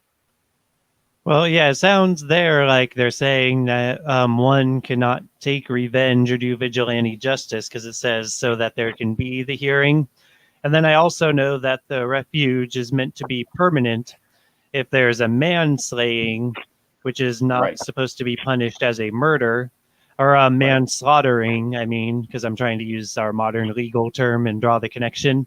Because, for instance, if the axe head accidentally slips off of the axe handle and kills someone, that's not to be punished by death. And so, then, yeah, I do agree that everything is to be tried according to righteousness in the intent of the Torah. And especially now, we know according to spirit, not according to letter. Amen. Amen. Context is king and all that. And God established the context. So what I'm saying in that is that even in the case of an abortion doctor, if they truly believe they are not killing a human being, and we could argue We could argue whether or not they have full understanding or what their judgment and whether or not it's a judgment based biblically or not. But all in all, I think it's case by case. Well, I think some that's why abortion I sort of doctors think believe it's they're like- killing human beings. I think some understand that. Yeah, and I think pretty much all of them understand that. But regardless of that, I know that in modern law, accidental is not defined that way. Right. Like, when I was the old man, I lost my temper and I threw a coffee mug at the fridge, thinking that that's a way no one would get hurt. But a piece of shrapnel hurt the other person in the room. And then I was told by the lawyer that if I purposely threw the coffee mug, that is then not accidental. And I actually think now I could have made the case regarding accidental in my intent because of the clear facts. But it was And it hurt you too, public apparently. defender. Hurt me too? Apparently. In what sense? You're recanting it. Oh, yes. That was one of the biggest lessons I learned, is that everything is a risk and to take responsibility for everything. And I don't mean that like to equalize what I did out of anger with things that are done not in anger, but it was just a message. There was a lesson I learned that can apply to everything. Like, Amen. being at home puts you at risk of being murdered by a home invader. Getting in the car puts you at risk of being in a car accident. You know what I mean? And so being angry and throwing a mug definitely did have its risks involved. Whereas like at the time, I irrationally thought of it as the safe thing to do. And so I've learned that lesson that there's no such thing as something just being the safe thing to do, but we've got to make our best choices considering things honestly. But ultimately, it's the salvation of Jesus that makes the big difference, and that changed me. As much as I wanted to change, because I didn't even want to do anything evil in that moment, but I was not able to actually change until Jesus came in and changed me. And then I was instantly changed. It was miraculous. Amen. And to be fair, I do think it does need to be kind of noted that to a large extent, this is all sort of the point, I guess, right? So when I say that I don't want the death penalty for people who are, for the crime of abortion, which I would absolutely make it a crime, it's not like I'm trying to devalue the situation, right? To actually fully answer Smokey's question, the exact thing that I said that that basically just got everybody up in the room, Marty and Rage and all them so triggered, is I compared the act of committing abortion to the act of committing a pedophilic act. And then when they thought I was joking, I proceeded to double down by comparing it to an act of terrorism on behalf of Allah. And I stand by that because I'm not in the business of degrading what this actually is. This is one of the most vile and disgusting things that happens in the modern world. And it happens in mass, and it happens endorsed by the government, and it happens endorsed by all of the different institutions and so on and so forth. And I absolutely share the rage. In fact, as the commenter on one of Smokey's videos has let me know now, apparently at least a couple of people around there are snickering a little bit at the fact that I kind of completely lost my top over it, the rages. So I understand. I hope you did see me defend you on that. I did actually, and I appreciate that very much. So, because I obviously did kind of lose my top. I dropped some curse words and all that. I was screaming and all, and obviously. Now I need to go watch it. I didn't even watch it. I should go. Yeah, I guess I gotta watch that one too. It's just that it is that bad, and it's not right for us to like. No, I agree. To have babies being murdered in mass and then to not respond passionately, that sends the message that we don't really believe it's true. You know my heart on the matter of expressing an appropriate level of disgust and shame and repulsion at something that is truly that disgusting and shameful and repulsive. So you would have no judgment from me. You know, if anything, I would commend you for having gone out of your way to supplant and impress upon those people the true atrocity and disgust that this thing actually is. So I'd actually commend you on it. I'd bring no judgment or no issue on you whatsoever. In fact, I'd say that you operated appropriately given the context and the nature of the topic and what you wanted to communicate. I do not think you should take any level of condemnation against yourself at all. There is such a thing as righteous indignation, and granted, I am not saying like I'm always righteously indignant, you know, like I have my moments of clearly like maybe I've strayed too far and gone into the flesh and stuff, and I think we all can do that, but like I think it's so much better. I think it's so much better to err a little bit on that side to impress the level of disgust and repulsiveness of some of these things that become so morally permissible. I think it's okay. I think we can err a little bit on that side, and it be better, weightier measures of the law, remember, than taking a very passive, permissive, tolerant, oh, well, nice conversation, I'm glad I got to put my point of view out there. No, it's disgusting. It's vile. It's something that this culture is going to be judged in fire and wrath for, and we should all be trepidatious and fearful of it, and we should want to impress on our people. So you'll get no condemnation. You'll get nothing but defense from me on that, CJ, for sure. Well, and I absolutely appreciate that too, because I honestly, looking back on it, felt that I even sort of, because they talked about it for some 20 minutes, and I kind of sat there in silence because I didn't want to turn it into a dumpster fire stream. And I left with, I said, you know, I didn't leave, I wanted to leave, but I said, if anybody wants to have a debate on this, I consider myself to be something of a pro-life radical, and I'm totally willing to have the formal conversation. Now, I will admit two things. One of them is a good thing, which was that I was actually, in doing that, trying to keep the peace because I knew a formal conversation would demand everybody keep their cool. I will also admit, though, that a little bit of that was in not wanting the confrontation, right? I wanted it to be a discussion and not a confrontation. They didn't like that very much and decided to get indignant at me. And I got to be honest with you, after sitting there, actually, listening to them joking about this sort of thing and just passing around how it's just this totally awesome thing, and they're completely justified, because I just didn't feel that I was ready, which is just ridiculous. Like, I mean, I just didn't feel that I was ready, so I drowned my 4-year-old, right? Like, that's what that sounds like to me. Yeah, I kind of lost it. I was like, that's fair. I think that's fair. I think that's a fair thing to say. Yeah, and that is what pushed me over the edge. It was like, I sit here and I listen to you guys with this crap where you talk about murder, right?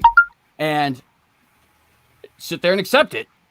Right, laugh about it. Have my cool and say, let's have a respectful conversation afterwards. But you guys can't even like deal with the request for the respectful conversation. And then I mean, I'm not gonna lie, I raged all night too. I was even like, I was tweeting all the other stuff. And not to carry on with this or like steal the room or anything. I do want to address the actual little exchange we had in my comments section. Like, maybe we could take it into like more of a personal, it's tough to do it in comments. So, like, we can get a few points out, but some of the more nuanced clarifications might be lost. And I feel like maybe you were misreading the grander scale of kind of the context of that.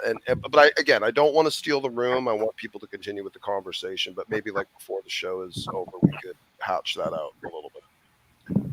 Yeah, absolutely. I definitely would be willing to do that, because I think that's obviously something that does need to be addressed. I have to give my 2 cents of support to you, CJ, also, because people who are incredibly evil and have imagined that there's justification to their just bottomless pit of unbelievable depravity to the point of murdering babies, and then for them to like rage at you for being like just real and not fake, because that's the thing. It's just fake to think that abortion, that what they call abortion, it's a euphemism, but that to murder, that it might be okay to murder a human because they're pre-born, and someone who's not yet born might not have the right to live.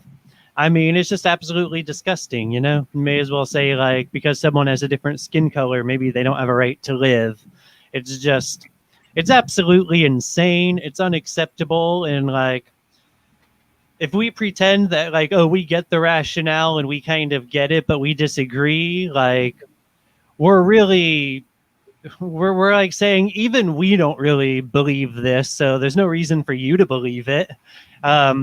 We've got to be honest. We can't compromise, because if even us who have this perspective are compromised, then like they are justified. And we have to be honest, and you are just being honest, and they have no honesty in them because they reject the only Son of God. And I do completely agree with that. And in fact, that's a huge portion of the reason why, even though I wouldn't go as far as death penalty, why I do think there should absolutely be punishments for abortion. Because if you are making the claim, this is an innocent life, the life of a child, and you're taking it, well, the only logical response to that, if that statement is true, the only logical response to that is legal punishment. There is no other logical response to that, right? And I think that the pro-choice, as they are so, euphemistically called, you were talking about euphemisms there, Brother Nicholas, it's really pro-death. As that side likes to, try to forget, they don't acknowledge what it is that we're actually saying. We're not saying that, oh, this is something that like it's like removing a parasite, like they like to say in their little propaganda circles, right?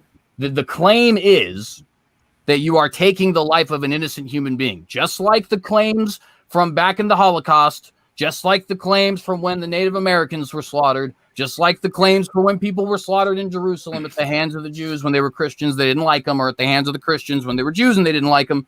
Right, whatever it happens to be, the point remains the same. And Brother Nicholas is exactly right. It's exactly the same as saying X person doesn't fit the category that I'm in, or that I consider validated persons, and therefore it's okay to discard them. And it's peak depravity. I mean, that's the only thing that you can really say about it.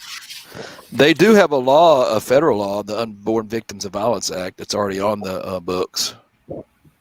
So they have like some precedent. You know what I mean?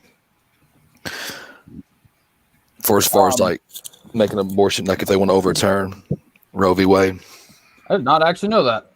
It doesn't necessarily, actually it has certain provisions in there that cannot charge the mother. So you can't charge the mother count. It has to be the way they word it. You know what I mean? You can't charge the mother, but I mean, if you can charge someone that kills a baby, it's either the embryo or in utero, you can charge them. I don't see, if you're being honest, if it's a child or a life at that point, the only thing that makes it not a child is whether the mother wants it or not. That doesn't seem to really jibe. You know what I mean?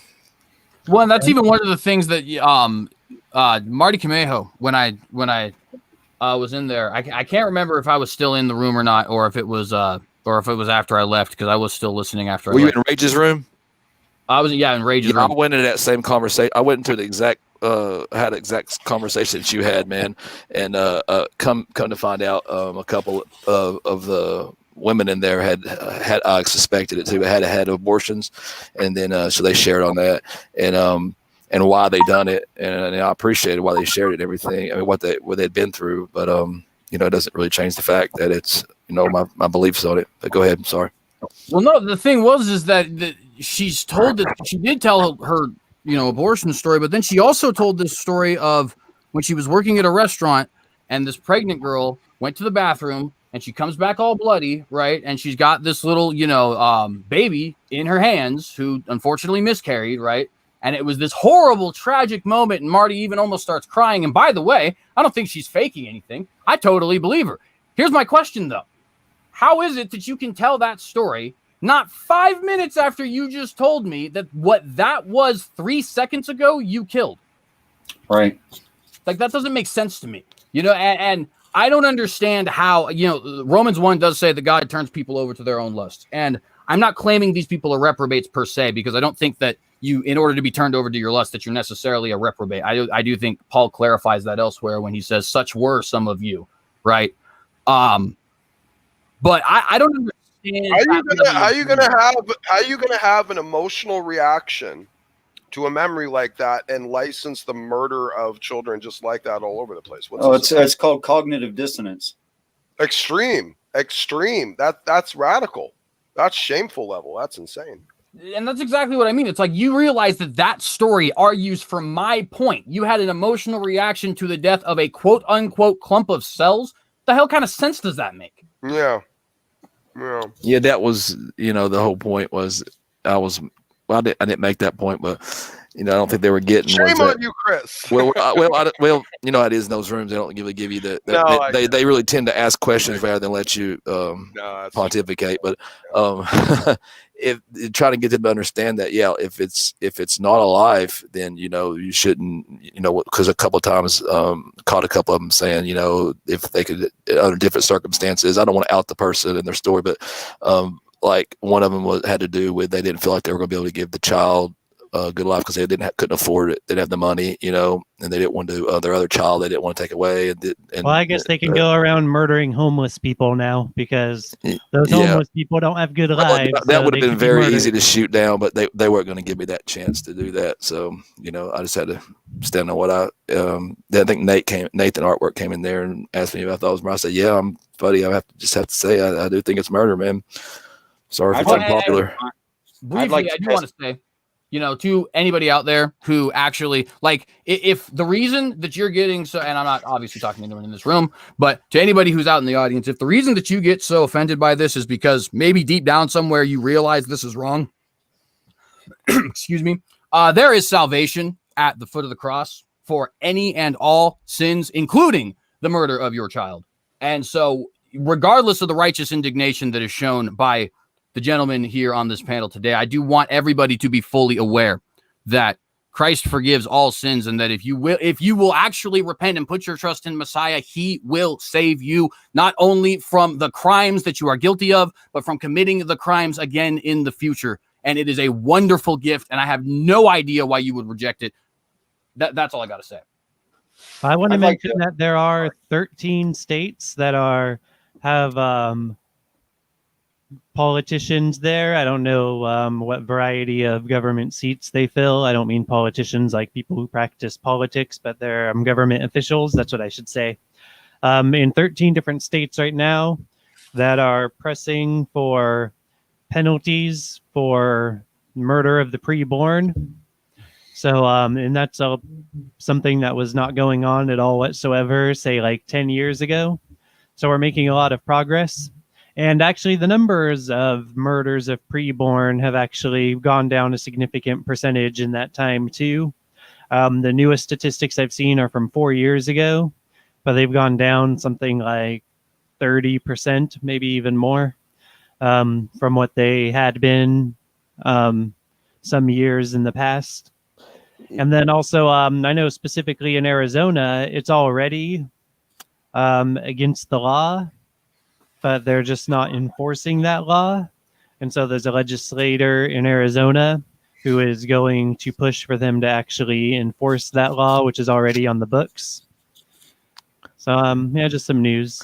I will say, though, ironically, or not ironically, but just in I guess in their favor, I guess, but they all did acknowledge that less abortions is a good thing. So if, then you'd have to ask the question, why is that a good thing? And that opens up a can of worms. I think gets you to the path that it's a bad thing to have an abortion. So, a wrong thing. Sin. It really just shows the extreme confusion.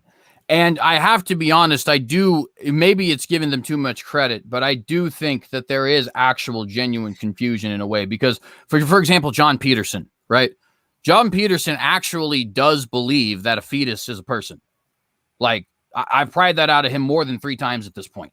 But he believes that the issue is the bodily autonomy of the woman, and that the other issue is really a non-issue.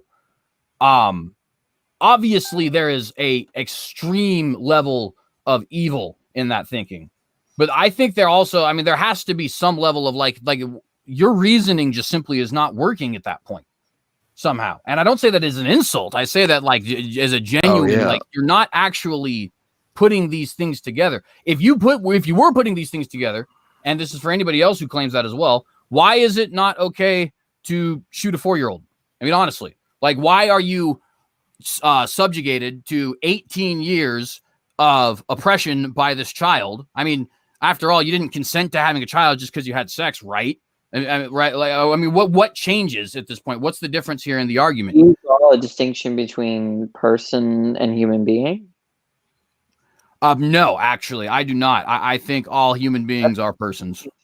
Well, It's two lives. I mean, some will argue like it's like a parasite or something, but because a lot of people wouldn't grant that fetuses are persons, but some would grant that human being that fetuses. I have a question for Danny. Danny, I have a question for you on that. If a woman is pregnant and there's a release of testosterone in the womb, changing that into a male, does she temporarily have a penis? I don't think so. Okay, then who does? Probably if the male. Right. It's not genetically her. It's not physically her. It doesn't belong to her in any way. Doing that. Well, if I may say, I think, Danny, what you propose about personhood is a semantic matter. Like, I'm willing to just, I'm willing to go as far down as to refer to it as the killing of preborn humans, as far as the desire for impartial language. And if you're down with killing, if someone's down with killing preborn humans, then I think that they have shown themselves to be evil and to be on the wrong side of the argument. Well, and I do think, and I want to pass this to Danny after, but just to kind of also sort of build on that a little bit, right? I would say that there is a little bit of a separation in a couple things from one perspective, from the straight up, moral perspective of whether or not this is wrong. I would just say, quite simply, taking innocent human life is wrong. Deliberately taking innocent human life is wrong. That's abortion is deliberate, and it is taking the abortion is deliberate, and the fetus is alive, human, and innocent. Therefore, abortion is wrong. And I think that's a pretty solid argument, because if you want to argue against the first one, then really all murder becomes legal. And if you want to argue against the second one, you just have a lot of, But the first premise is tautological. That can't be false. Well, to be fair, that is partially the point, right? You can try to argue that if you want to, but at that point, I mean, if you're saying it's okay to deliberately take innocent human life, well, then virtually every taking of life becomes okay, right? Well, that would be a contradiction. That can't be true, right? Like, presumably the word innocent there is doing work to make it such that it's wrong to kill it, right? So it's just not going to be false. It can't be false. Someone that's pro-choice is going to accept that. Now, what they're going to contest is whether it's innocent or something. Well, and that's where the second point, I guess, comes in, right? And there's multiple points in that second point, but I would say abortion is deliberate and the fetus is human, alive, and innocent. And by innocent, I mean not guilty of any crime under United States legal code.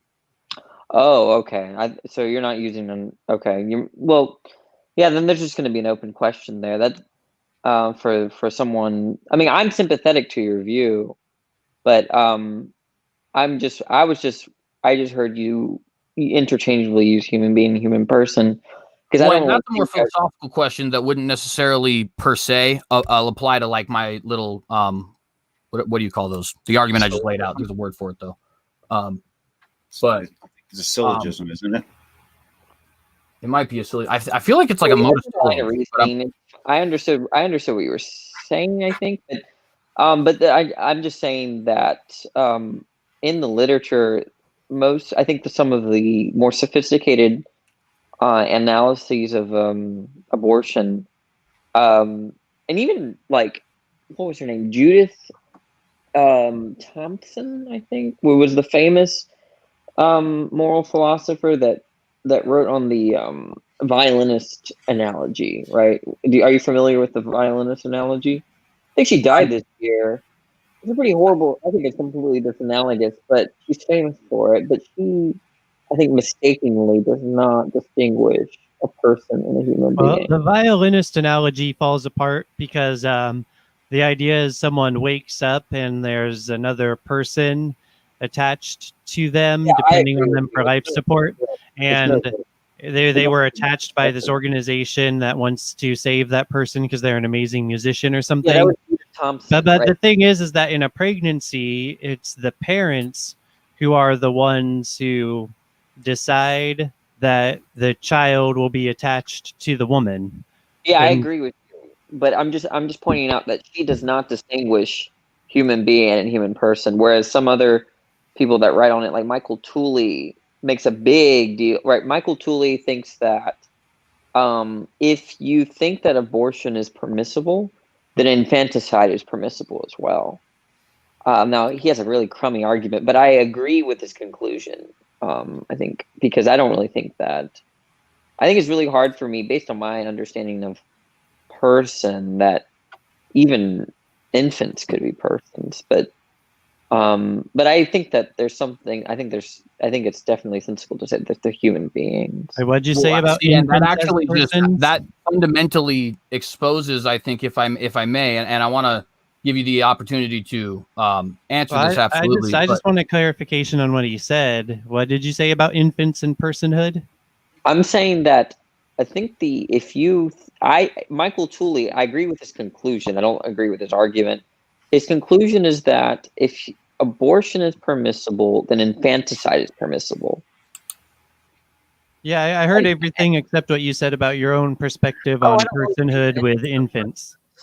But I have a very. He agreed that they were. I don't think they're persons, but I think they're human beings. I don't think infants. Sorry, I thought that's what you said. Yeah. And now that I think, and that's where I kind of want to challenge. And like I said, I want to give you the opportunity to answer absolutely, because that's obviously. Well, we may not disagree, right? But, I might have a proprietary notion. We might not agree on what the word person refers to, so we may actually not disagree. Well, to be fair, actually, we have to ask if it's relevant to the geared discussion towards. at that point. Hang on, because that's actually what the question I'm wanting to ask is geared towards. Because I think the definition of the word person from a philosophical perspective is obviously pretty important when it comes to the abortion conversation. I would argue personally that personhood and humanity are indistinguishable from each other. And now I understand that is a philosophy very much grounded in the presupposition of an existence of an imago Dei. Namely, I think we are made in the image of God as human beings. Therefore, persons and human beings cannot be separated from each other. That said, though, distinguished there. Say again. Can you repeat what you just said about the imago Dei? Yeah, so the imago Dei, or the image of God, right? So I believe human beings, which is a special claim, are made in the image of God, and that the image of God is what would denote personhood. Therefore, human being and personhood would be indistinguishable from each other. I think it's a little confusing. I mean, first of all, I think that how I understand a human person involves having second order beliefs. And I just don't think that anything before like infancy that they would have second order beliefs. When do they develop second order beliefs? I'm not so sure.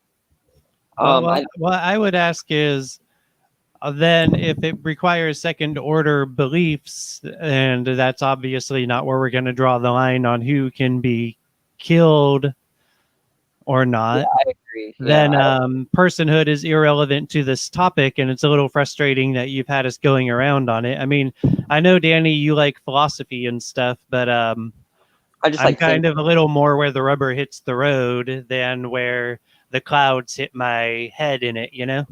Well, and that's actually that's the exact point that I was trying to get at. And so I guess to formulate that in a philosophical way for you, Danny, if indeed humanity and personhood are not indistinguishable from each other, but personhood actually is something else, then how is it that you would not justify, rather? How is it that you would condemn somebody for committing an infanticide? Well, meaning like you could institutionally condemn them, right? The law can condemn. Well, right, but just apart from the law, right? From a moralistic perspective, in the mind of Danny, how is it that these people can be justifiably condemned if indeed they are not actually killing persons? Well, what do you mean by justify? So why would you consider the murder of an infant to be an evil act? Well, that follows from the notion of murder. Or kill, just use kill then. Would you consider that killing a human infant to be an evil act? Like, Well, if you deliberately killed a human infant right now, do you think that that would be evil? Or if somebody else did it in front of you? I think I'm a particularist, so I don't generalize. I don't invoke principles. So it just depends. So in what situation would that end up being justified? Well, let's say under your view, you would think that if God killed the fetus, that it would be like in the way he did with King David. Well, Or you got to separate God from humanity, though, because God, and this is something that we need to remember, that from the Judeo-Christian perspective, God is ultimate author, right? So all death is caused by God. There is not one death that was not caused by God in the history of ever, according to the Judeo-Christian scriptures, at least. So you have to separate God from what man is doing. Okay, well, you just asked me a question about about justifying a particular action, and it was seeming, the stipulation was like, for me, what would it mean to say that X is wrong? And I think that means something like, you have a reason to do it, or sorry, you reason not to do it. If it's the case it's right, the case if it's right, you have a reason to do it. If the case it's wrong, you have a reason not to do it. So if you construe right and wrong in that way, then you're asking me, when would you have a reason to kill a fetus? And then is there a kind of law about that? Or is there a kind of generalization you can make about that? I don't think so. Right? Now, it could be that in the actual world, there would be no cases in which I have reason to kill a fetus. Right? But the point is that if it's a hypothetical that you're asking me, in which case would you kill a fetus, then you're not really asking a question about the actual world. You're asking a more kind of abstract question about what could be the case, what could be the situation in which I would find it to be reasonable to kill a fetus. And of course, you and I are going to agree that there would be extreme cases, right? In which that's going to be permissible, but unrealistic in the sense that we wouldn't expect those cases to actualize, right? Well, so I guess because what I'm kind of gathering from this is, in the end, it doesn't seem that there's actually a core reasoning why you yourself might have any sort of a moral inkling one way or the other in regards to the death of a fetus or even an infant. Well, I could say almost, and correct me if I'm wrong here, but it almost seems to me like you would separate legalism, and I assume would probably base legalism off of the will of the people, and then put the morality on this notion of anything could or could not theoretically be moral, which I guess would in a sense mean morals don't really exist. I mean, is that accurate? No, if it's moral, that means you should do it. If you should do it, that means you have a reason to do it. Right? I don't know. Well, I mean, so hypothetically, though, you could have a reason to do anything, right? I mean, you could have a reason to molest a pigeon if you wanted to. But exactly why I'm a particularist and not a generalist, right? Because I don't think it makes sense to say, is there a principle about what's reasonable? I don't know what that means, and that's what you're asking for. Well, so then I guess, what would your view, and I'm not going to try and, put it in a pointed way, so we'll just kind of allow you to explain on it. What would your view be on the generalized murder of infants? To put it another way, would it be acceptable within your ethical framework to have a general system based off of what you see in the modern day, right, to have a murder of infants? Why or why not? Yeah, it doesn't seem like I'm aware of any reasons. I have a reason to stop people from killing their infants, and I have a reason to stop 99% of abortions, because it's disgusting to me, right? But I think that's as far as it goes, right? I don't know what it would mean to say anything else. So is it safe to say that basically that is essentially grounded in a kind of a personal subjective opinion, so to speak? Well, not exactly. I have a very complicated view, but I think that it's something that I'm a sensibility theorist, which means that to some extent, right and wrong is perceived, or value is perceived. So when I look at a baby and I find some kind of motivation to protect it, that's not going to be ultimately explained in terms of my subject. That can actually be explained by value properties in the world, more specifically value properties that correlate with the baby, right? Okay, and very briefly, I am curious. Not that it's super related, so you don't have to go too deep on it, but I have a thought on this, if I may. yeah, too. absolutely. But do you believe that value has any objective meaning, or is value made only in the mind of the valuer? No, I'm not. So value, there's I think there's value in the world. So in that sense, I'm an objectivist. But those values are not norms, right? They're properties in which motivate me to have a norm, right? So I think this could actually be fairly well understood in terms of Christianity, maybe. For instance, you see a drowning child, right? There's something about that situation which comes out to you, motivates you to do something about it, right? Now, I'm not a theist, but this fits, I think, okay in your framework where God creates you in such a way where you would perceive that similarly to how he would perceive it if he were in your situation. You can appeal to the made in the image of God, right? So there's a sense in which there's objectivity in terms of the value of the situation. You see value in the child, and that motivates you to save the child, right? And so that sense is subjective, right? But If I my may, reason to do it, of course, by definition, is internal to me, myself, right? Though explained by some objective property in the world. Yeah, I think I disagree with that wholly and fundamentally, particularly from your framework, which I believe is atheistic. Yeah, Correct? for I don't think it's what I'm. Agnostic, atheistic. No, I'm no, not trying to split no. hairs I'm saying I here. think what I'm saying is somewhat compatible with Christianity. It is, but it's not compatible with you. And I think this is where probably maybe we're crossing some lines here. Because here's the thing: a sunset has no value without an observer. Well, I Like don't agree. Well, it can't. Okay, well, let me put it this way: the value it would have in the context of observers, particularly emotional, feeling, sentient observers, is completely separate than any level of potential value without them.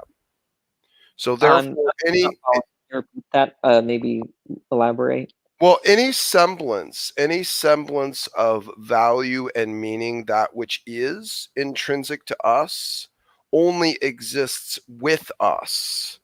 So therefore, if we were not there to observe it and attribute it value, then that value would not exist on that thing.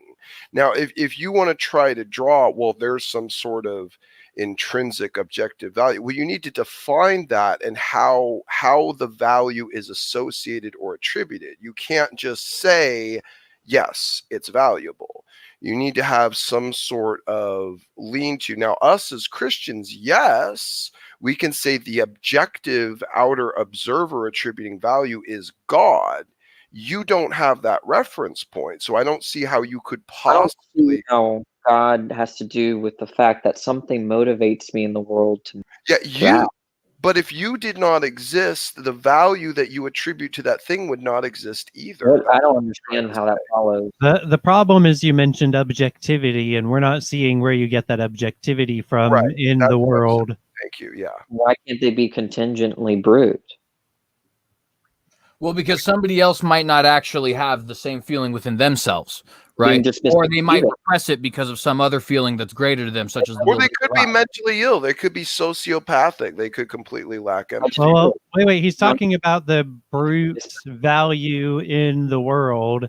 So you're saying that you see one value type and apply a different value type to it? No, I'm saying that if the value properties, right, in the world might be brutally contingent, meaning they don't depend on anything, and there's no explanation for them, that is, and they didn't have to exist. Okay, can you maybe okay, maybe we're losing something here. Could you just define value then? Maybe let's start there. Well, that's a good question. So value is of course, we're talking about the good, right? We're Well, talking about something. no. I mean, in the colloquial sense, the way that you're trying to use it to frame of reference as an objective value. Well, Define there can the be value non portion objective of that value. statement. They don't. Not all value is objective. Well, no. Okay. You're saying there is inexistent outside of the subjective framework of the observer. Somewhere there is somehow some level of objective value. What is the value? That's what I'm trying to get at. Well, simply, it's a property of a thing in which motivates agents to act. But that's okay. Well, then again, you've just again drawn to my point that you require agency of attributing the value. So again, you're just No, that doesn't follow from what I said. It is exactly what you said. You said it has No, to do with the again, agents. you're misunderstanding. It's a property in which would motivate an agent. Doesn't mean that there's an agent. Okay, so then the property has no relevance, so it's irrelevant that it is objective. By the time we get to something that is relevant, we're talking about something that's purely subjective. Right. I'm not understanding. Yeah, you're just it's basically just a static statement of affairs that you can just kind of What do you mix. mean by static? Well, like you're kind of just attributing this. I guess you could say it's almost like a floating variable. You can't really define it, but you're just stating that it's there. It's just this intrinsic value, and then we pull partial or full value out of that as subjective observers, but the value is always there. And I don't see how that possibly philosophically connects, because you can't. I don't know what you're saying. I really don't. Look, are you saying it's like you can't have like the value to me is a relationship. It's not something that can exist independently. It has. What's the argument for that? Well, because there has to be someone to actually attribute it or appreciate its value or give it a value. That's begging the question. Well, no, because then what you're doing, dude, is you're making everything like valueless, because then everything in reality to make your stance has exactly the same substandard, I guess, level of value. And now the word value doesn't even mean anything anymore. I told you what it meant. All right. Well, so let me kind of does the value exist independent of the agent? Yes. Wait. Okay. If I may, for a moment, what you told us that what it meant made it irrelevant to the discussion. Well, actually, he did just actually give a something that I think can point this in the right direction. So the just to reiterate, the value does indeed exist independent of the agent, right? The value properties in which explain the agent's reasons. Yes. So hypothetically, and this is to get in an absolute sense, can the value exist if there are absolutely no agents? In other words, if all personal agents on this planet were gone, does the value still exist? Yes.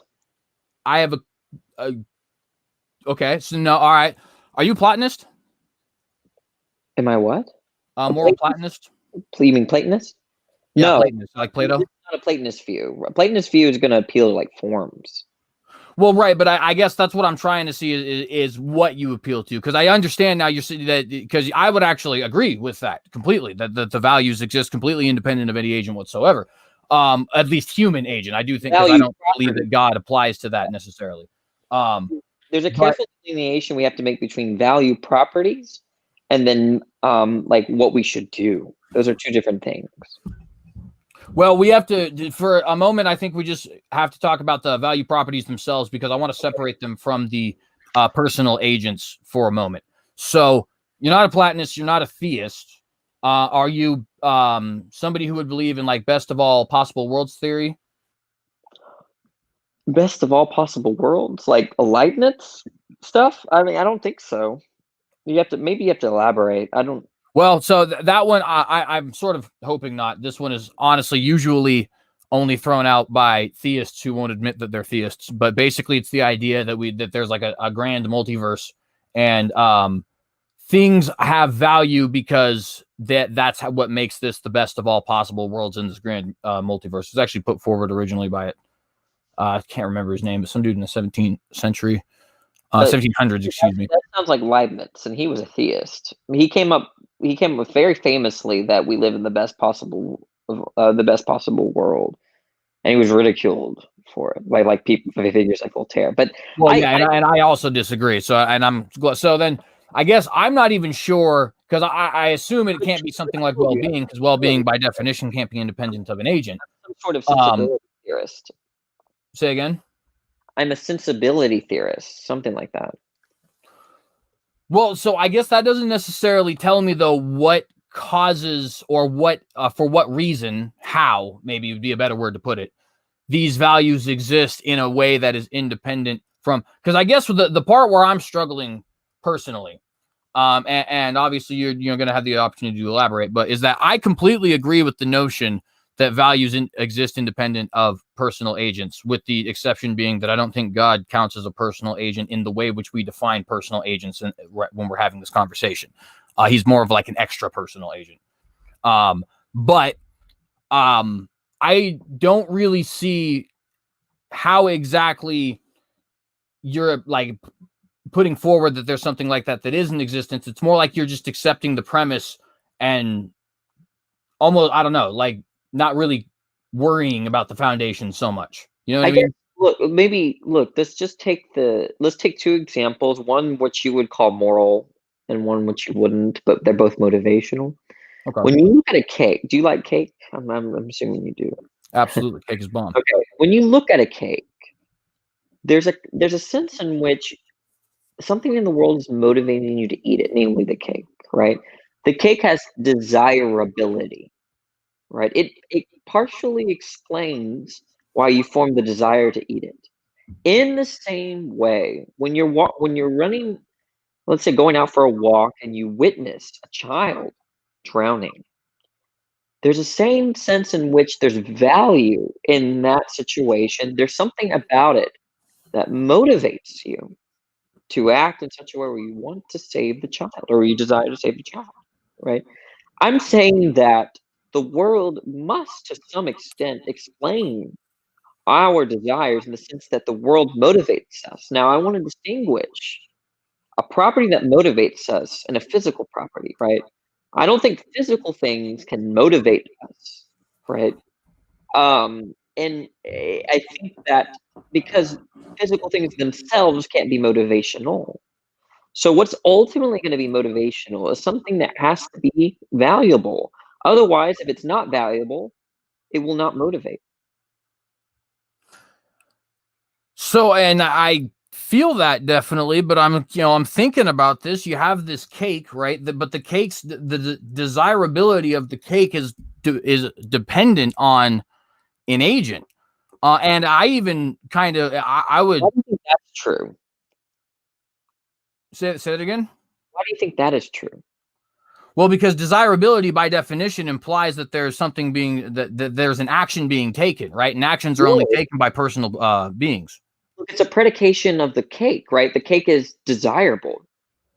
Well, right? What does desirable mean apart from a personal agent? It means that it has a property which would motivate an agent, but that doesn't imply the existence of the agent, right? The point is that if there were no agent, the cake has a property that if there were an agent present, it would motivate the agent to have some desire.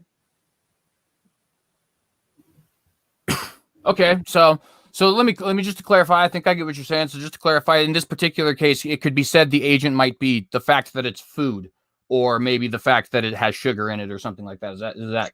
Well, I don't think you're going to equate those with value, and this is where it gets really tricky, right? And this is where it gets a little unintuitive, right?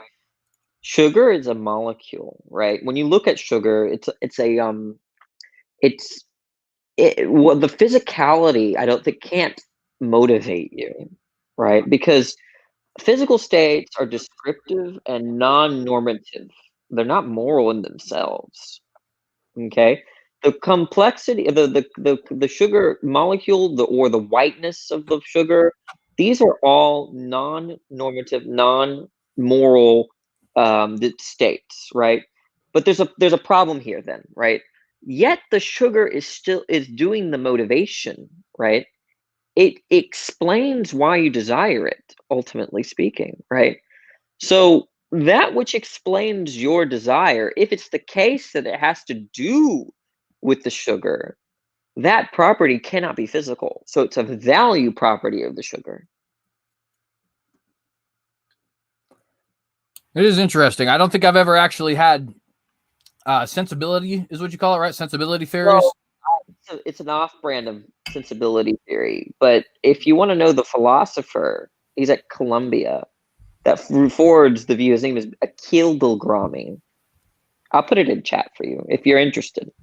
Yeah, absolutely. Well, I would be. And I guess what I would want to say, though, and I want to get this off to because I've been sort of hogging the conversation with you, so I want to get it off to everybody else after I say this. But what I would say is it does appear to me, and this is not necessarily, well, let me just explain. So from my view, and I'll just kind of let you know where I was coming from in my probing and questioning here, right? From my view, values do definitely exist, and in an objective fashion that is independent of the personal agents who perceive it, at least within the what I would call like the physical world, right? And I do think that actually pertains to numerous things. Like, for example, people will say art is subjective. I actually disagree. I don't believe that it is objective because there tends to be consensus, but I think there tends to be consensus because it is objective. And for the most part, virtually everybody agrees that art is that which displays the greatest skill in whatever it is you're doing, right? But ultimately, in order to, I think, appeal to that, right, I think you're going to have to posit something like my view. Because, look, you and I can look at, I don't really like certain kinds of, what's your favorite? I don't like chocolate cake. Do you like chocolate cake? I do, but if I were going to have a favorite cake, it'd be something like a coffee ice cream cake, honestly. Yeah, okay. You and I look at the coffee ice cream cake. Now, we can agree to every physical fact about the coffee cake, right? That it's brown, that has this amount of sugar, that it's this wide, this long, that it's this temperature, that it's this consistency, blah, blah, blah, blah, blah, this amount of fat. We can agree to all of that. But nonetheless, there is a tension in that. You find it desirable and I don't. Okay? Which means that what I'm not perceiving, presumably, or what you're misperceiving potentially, is some other fact about the cake, right? Namely, its value. So, and what I would say in response to that is I do think that when it comes to, so for example, you might find maybe a vanilla cake or a lemon cake or a key lime pie or something like that more appealing, right? However, it's incredibly unlikely that you're ever going to find a shoe appealing, right? And if you do, chances are that whatever society you're in, at whatever time you're in, or whatever family you're in, is probably going to find you to be the oddball out. In other words, what is food and the desirability of food does seem to be, objective in a way. Art, music, a lot of these other things, they do seem to be grounded in at least some level of objectivity, even if there does seem to be great dispute about the parameters of that objectivity. And what I would posit to you, and I guess would kind of, have this as your little sort of nugget to chew on before I pass this on to the rest of the panel here, is these kinds of things I believe can only be grounded in personal agents precisely because in the end, and specifically a ultimate or extra personal agent, because in the end, they are things which are entirely reliant and dependent upon personal agents. And I've given as an example, there's the chair, right? You have a chair. Let's say that this is the only chair in the world and that nobody else has any idea how to make chairs, just for the sake of argument, right? I know it's a ridiculous argument, but just for the sake of argument. And you destroy the chair.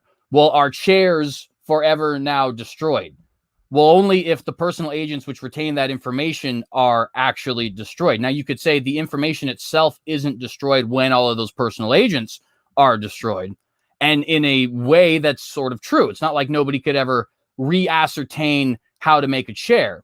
But what I would say is if indeed you had to re-ascertain it, in other words, it seems to have gone out into the void, it does seem that it's reliant upon personal agents here. So why would we expect it to be any different there? In other words, this quote unquote void, if this information does exist and if it's grounded in something, shouldn't that also be a personal agent?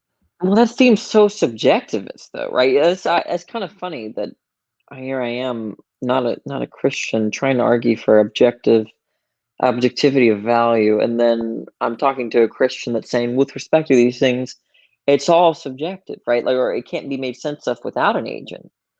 But it seems like it's well, what even does the value indicate without an agent, right? There's no the information that is chairness or the concept of a chair, right?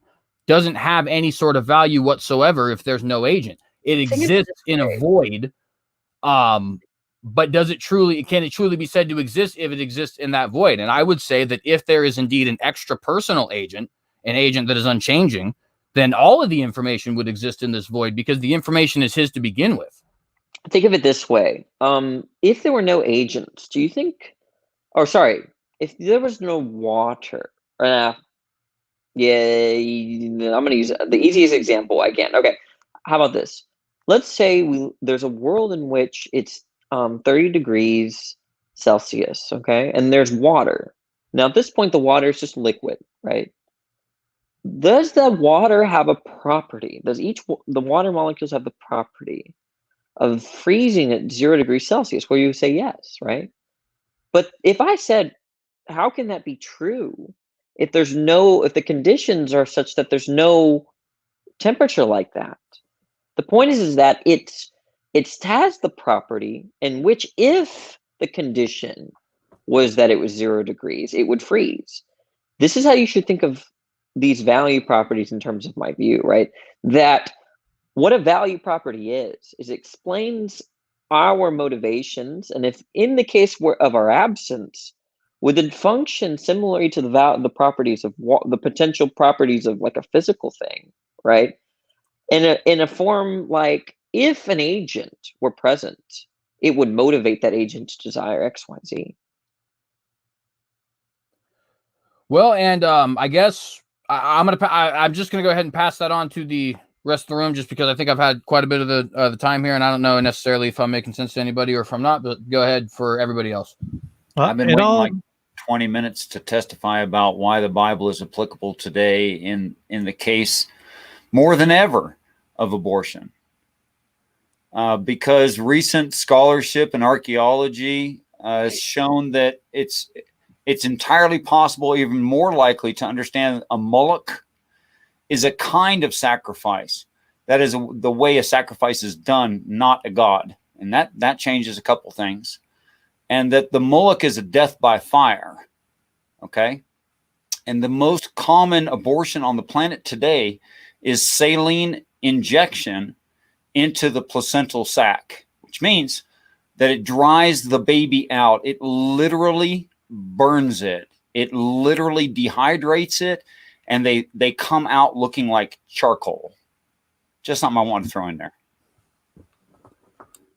Okay, yeah, well, maybe that sort of went in the wrong order. I'd like for that to be touched on again, but I do want to say that the objectivity that Danny is speaking of has no relevance to any discussion whatsoever. No, it does. And by the time we get to that which is relevant, we're on the topic of the subjective. Well, let me address what you just said. There's value in infants, right? Well, you've already addressed it a lot, and that's my conclusion. And if you address it further, it'll still be my conclusion because I have fully heard you out and understood it. I'm trying to explain to you that what explains why people value... Maybe you should ask me, and I can explain to you why the objective side of that is irrelevant to the discussion.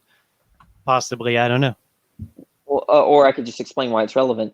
But it's not relevant. You're wrong, so you're going to fail.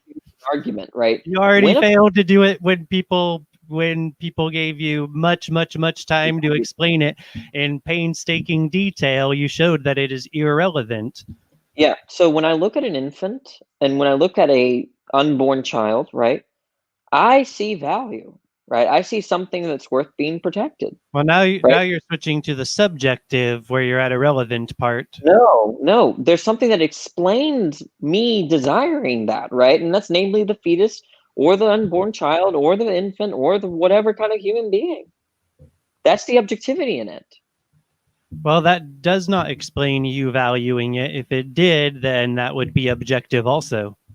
No, I just gave an elaborate argument of why. You didn't understand Well, it. you said it partially explains it, but it's the part of the explanation that's irrelevant. Your reason to value the fetus or the unborn child, and excuse me, I know you don't like that term, right, is explained by the world, the way the world is set up, such that you were motivated to protect it.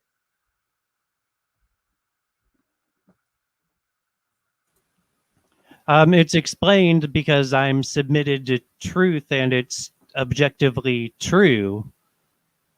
I'm not disputing that. Well, I'm saying it's objectively true. I am submitted to an objective reality that it is wrong to murder.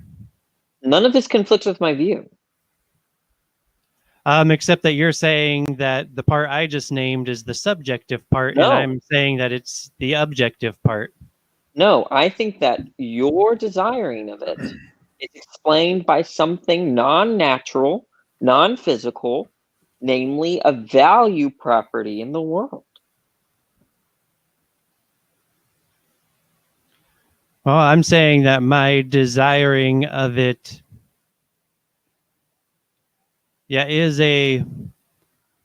my desiring of it is objective in that I am. Your desires are subjective. Well, the rightness of my desire is objective. I don't know what you mean by rightness there. Well, yeah, that's the part that's relevant. Well, what I mean by rightness in that context is that there's something out there that explains your desire.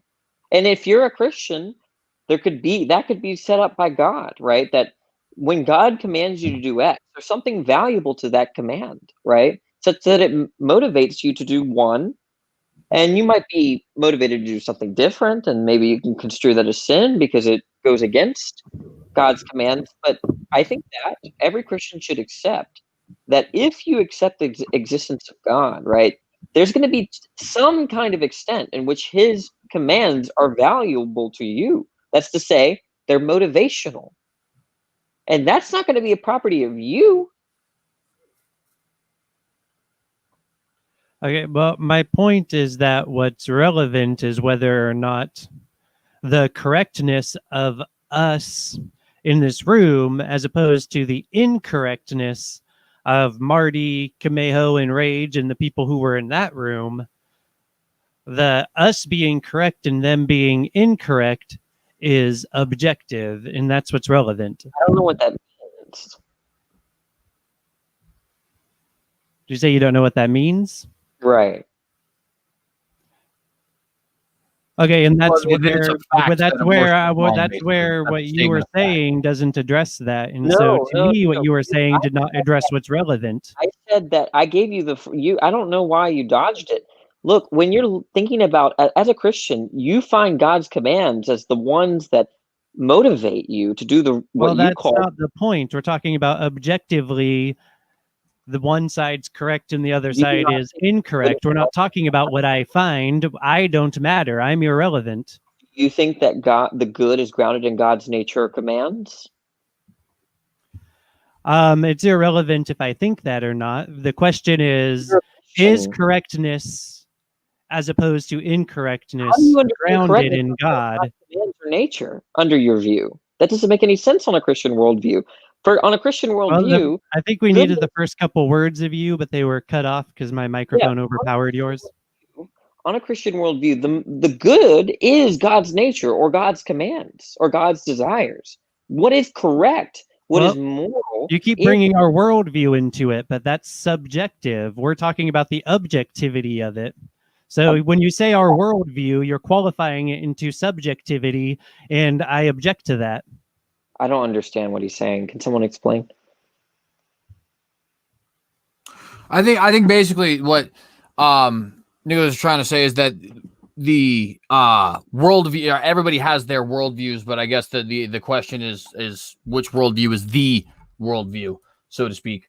And the argument is in that sense not that things aren't grounded in God as much as it is that it doesn't really matter whether or not we perceive things as being grounded in God, they are anyways. What I'm trying to say is that in a Christian worldview, okay, that's to say his view, okay, his concept of correctness, incorrect, moral or immoral, right and wrong, good and bad, are ultimately rooted or understood in terms of God's nature or God's commands. Okay? Which means that when he says that's incorrect, he's saying that it doesn't conform to God's nature or God's commands, right? But then there's going to be a question about why are God's commands or God's nature good, right? Well, I think that should be explained in terms of a property, a value property of God's commands or God's nature, such that it would motivate you to do the right thing, namely the right thing that is in conformity with it. Yeah, but Well, my to be honest, motivations are irrelevant, and my perspective is irrelevant. Motivations are explained by God in the case of wanting to do the right thing. After all, you're created in the image of Him. Nothing what I'm saying is that. But then how can you explain it because you don't think God exists? Well, I'm saying that you can divorce the value property and God, right? But you're contesting. Well, that's not possible. That's a misdefinition of God. Now you're straw manning altogether. No, I just gave you my view. No, that is an absolute straw man. If you divorce them, then you're having an entirely different type of discussion. I'm not giving your view. I'm giving my view, right? I can't straw man my own view, right? My view is that value properties are sensical without an agent or an agent explaining them, rather, right? So, but on your view, I'm fine with granting it for sake of argument, right? On your view, if there are value properties, they're explained by God. Well, and to be fair, they're not, because it is, when we say dependent on an agent, it can sound, and that agent being God, right? That can't sound like it's subjective in a way. And to be clear, I don't claim to know what the ultimate reason for God's commands are, because I don't know. A lot of them I think are grounded in His nature, absolutely. Some of them obviously can't be. Like, for example, it's wrong for me to accept worship, but it's very obviously not outside of God's nature to accept worship. That wouldn't make any sense, right? So it's not entirely explained by His nature, and I can't actually, get to the ultimate nature of that. And this is the reason I take divine command theory to be true. What I do know is, from the perspective of the creation, God is divine author. And in, for example, morality, the reason that He would be considered not only to be the ultimate grounding, but also arbiter of morality, is it's not just simply I created this, so I'm the way it goes, or I'm the most ultimate person, right? As much as it is also morality, at least from your perspective, is a construct of mine being God, right? Of course, God is the one. And to give an example, right? You couldn't really tell George Lucas whether or not the Jedi Council functioned the way it was supposed to, because of course it did. That's how he wrote it, right? What happened in that, the way the Force operates, the way what the Sith believe and the Jedi believe, and all that other sort of stuff, right? That is just a matter of fact. It's objective in that world, because that's what George Lucas wrote. And you can't, as Danny, a Star Wars fan, if you are a Star Wars fan, I don't know, but just to go with the argument, right? Say, well, I don't think that's how it would work. Well, that's tough. He created. Well, the difference between how it would work and how should it be?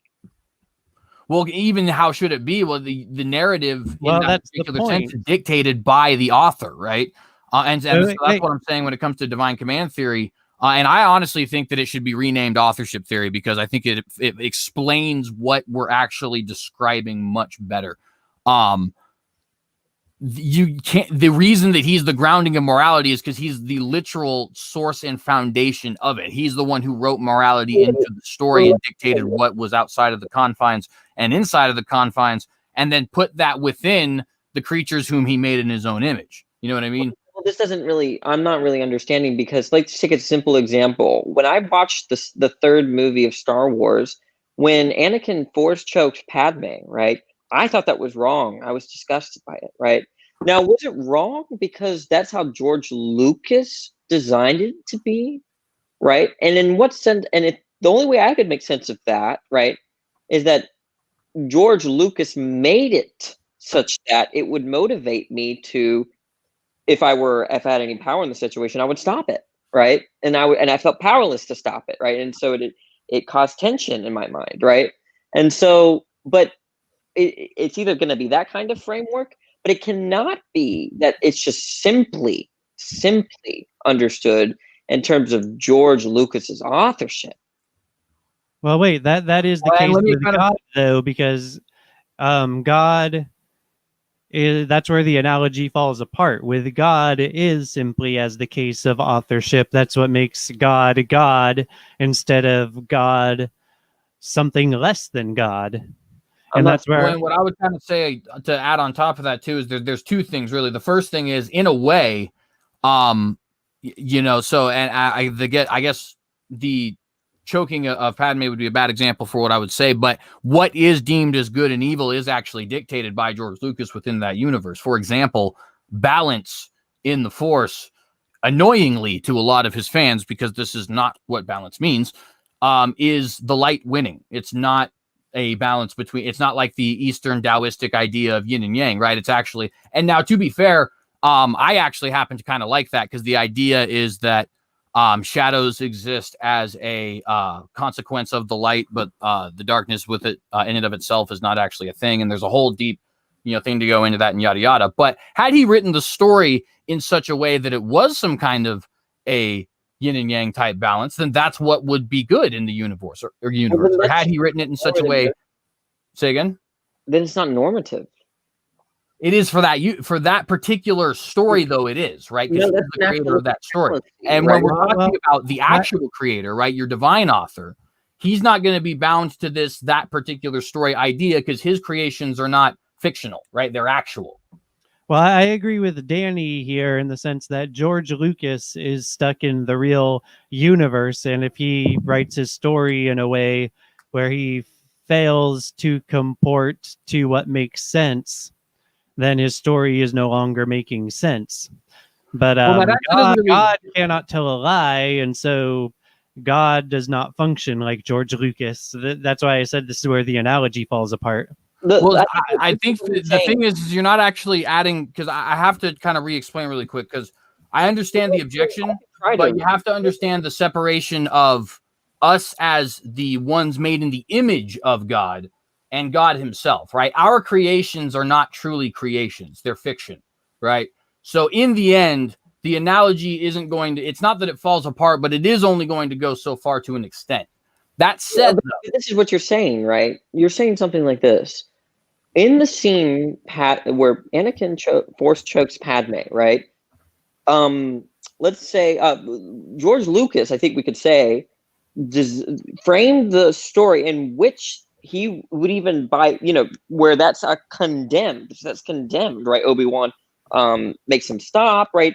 There probably the majority of people would perceive that to be bad, but let's say that I'm some kind of Anakin, like Darth Vader fanboy, and I just really get off at you know, force chokes, you know, and I think it's good, and I rewatched the scene, and I don't perceive anything bad, right?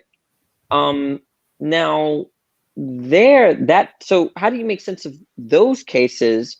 It seems like the person is being motivated differently, right? And so, I mean, what sense could you say that they're wrong other than that they misperceived? Because they could agree that, yeah, I understand George Lucas designed it in such a way where this is supposed to be something bad, but I perceive it differently, right? I don't see how you could appeal to anything but a misperception to explain what happens there. Well, I would just simply reiterate on that, that I think in the end, the perception of any observer is irrelevant, because the creator is the one who is actually dictating what is good in the creation. And what is he wrong? Or is he wrong? He's not wrong about it. How could he be wrong about anything then? Well, as far as internally within the universe, it's not possible for a creator to be wrong. And now he can be critiqued outside, and this is where I point out the divine author has a separation from us as authors, because his creations are non-fictional. Right? Fanatic. But say again. Not Lucas, the Vader fanatic. The Vader fanatic thinks that the scene is good, that something good happened, right? Oh yeah, well, he did just explain that because the Vader fanatic is outside the universe, and what he's saying does not apply outside the universe. Exactly. And not that I agree with CJ, but I'm just clarifying. Okay. Well, and the point to just kind of hammer home what the analogy actually is, right? It's not literally saying that George Lucas is like operating on the same way that God is, right? What the authorship analogy is trying to stress for you, right, is like, so in the case of Star Wars, the ultimate good is the balance of the Force by victory of the light. In the case of Avatar, for example, Avatar: The Last Airbender, right? The balance of the four nations and the existence of the Avatar as peacekeeper is the ultimate good. And in the case of The Lord of the Rings, the ultimate good as presented in the story is the destruction of the ring and the defeat of Sauron and so on and so forth.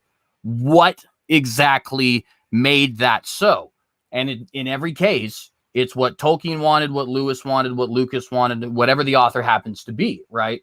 Now, we can obviously critique them in the sense that saying, you know, that they don't actually, like Nicholas said, they don't actually conform with what we might see in reality.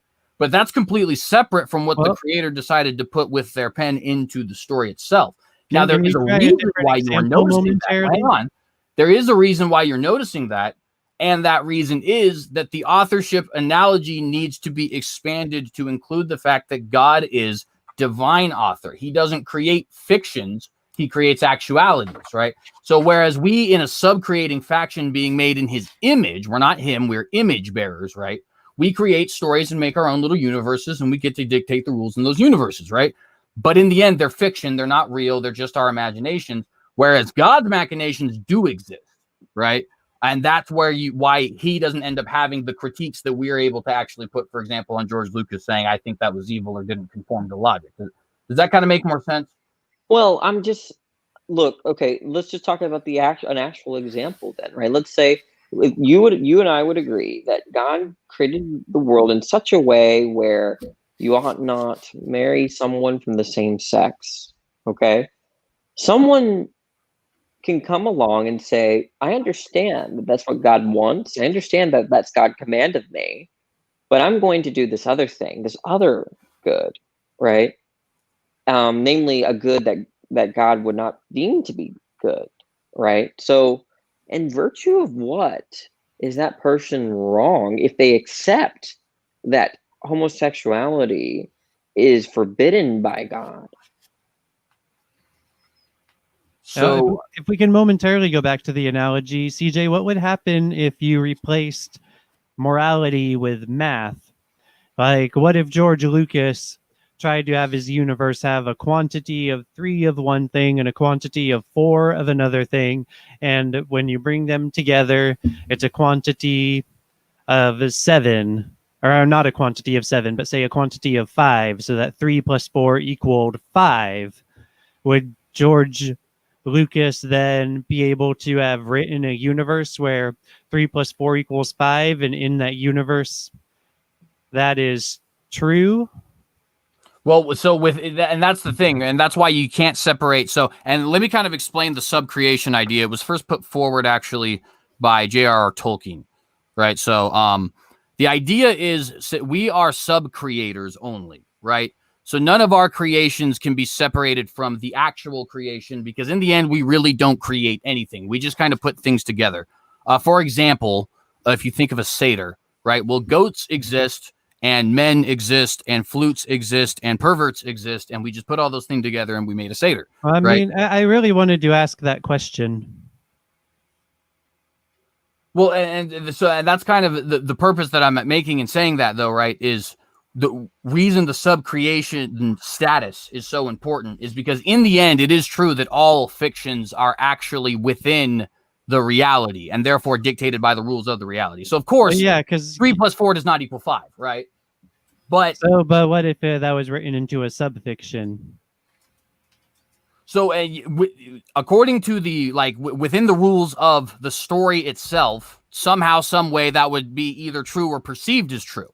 But in reality, that doesn't have any sort of impact, right? Because in the end, this is just sub-creative deforming of that which was already actually put forward from us, right? So, and that's why I say you have to separate the divine creator from any of these little authors or little makers, which we are, because we're only putting together things that God has already put here and rearranging them and then making our stories, right?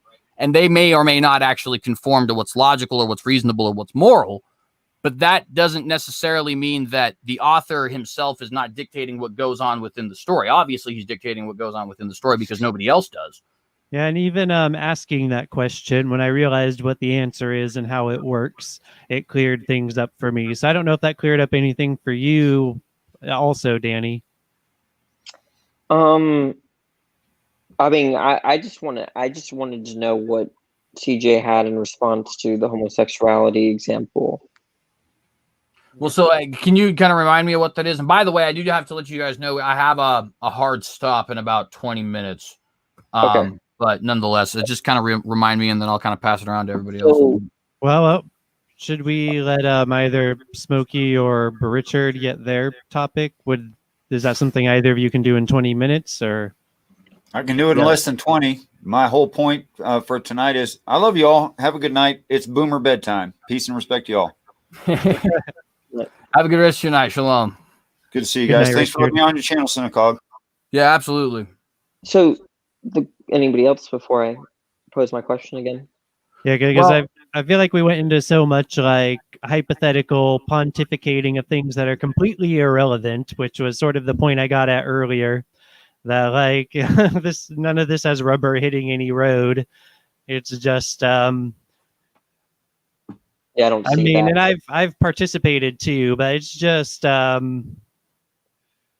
yeah, this is my point about what you expressed, where you expressed there as objectivity, is that objectivity only existed in irrelevant places, not in relevant places. You don't think it's irrelevant to say that an infant has value?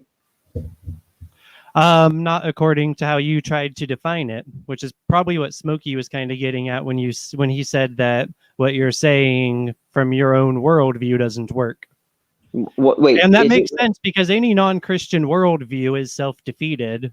We're just trying to help get it through your head why yours is.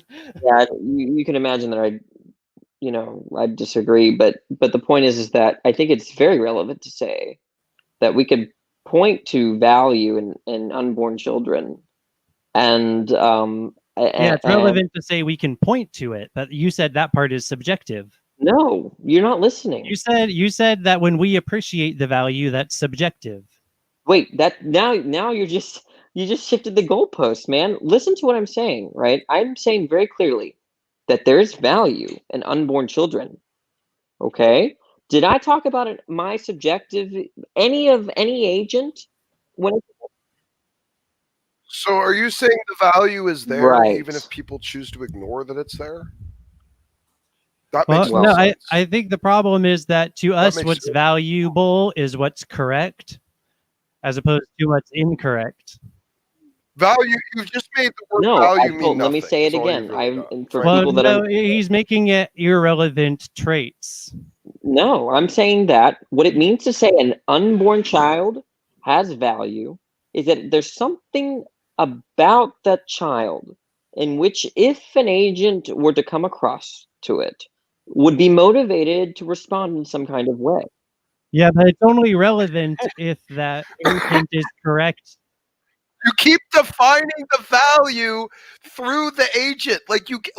Dude, it's just so weird. Like every time we ask you to define the value and parse out the value, you can't help but mention the agent every single freaking time. Okay, so the idea that the value can exist separate from the existence of the agent You is didn't what we keep understand my saying. idea You of can't the even Celsius give a condition? definition. You didn't of understand value. that example?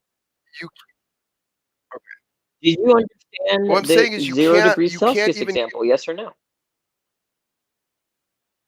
Look, I yes, guess so maybe I watch, missed that or part. Did that come up solubility, earlier? I whatever, couldn't right? wait. Water has a particular properties about its solubility, right?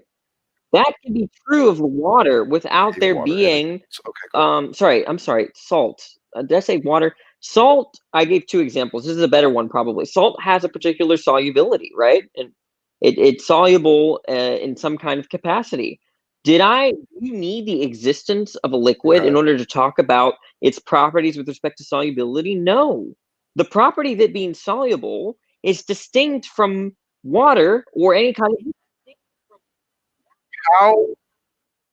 How would you possibly know its solubility without it being able to be soluble in water?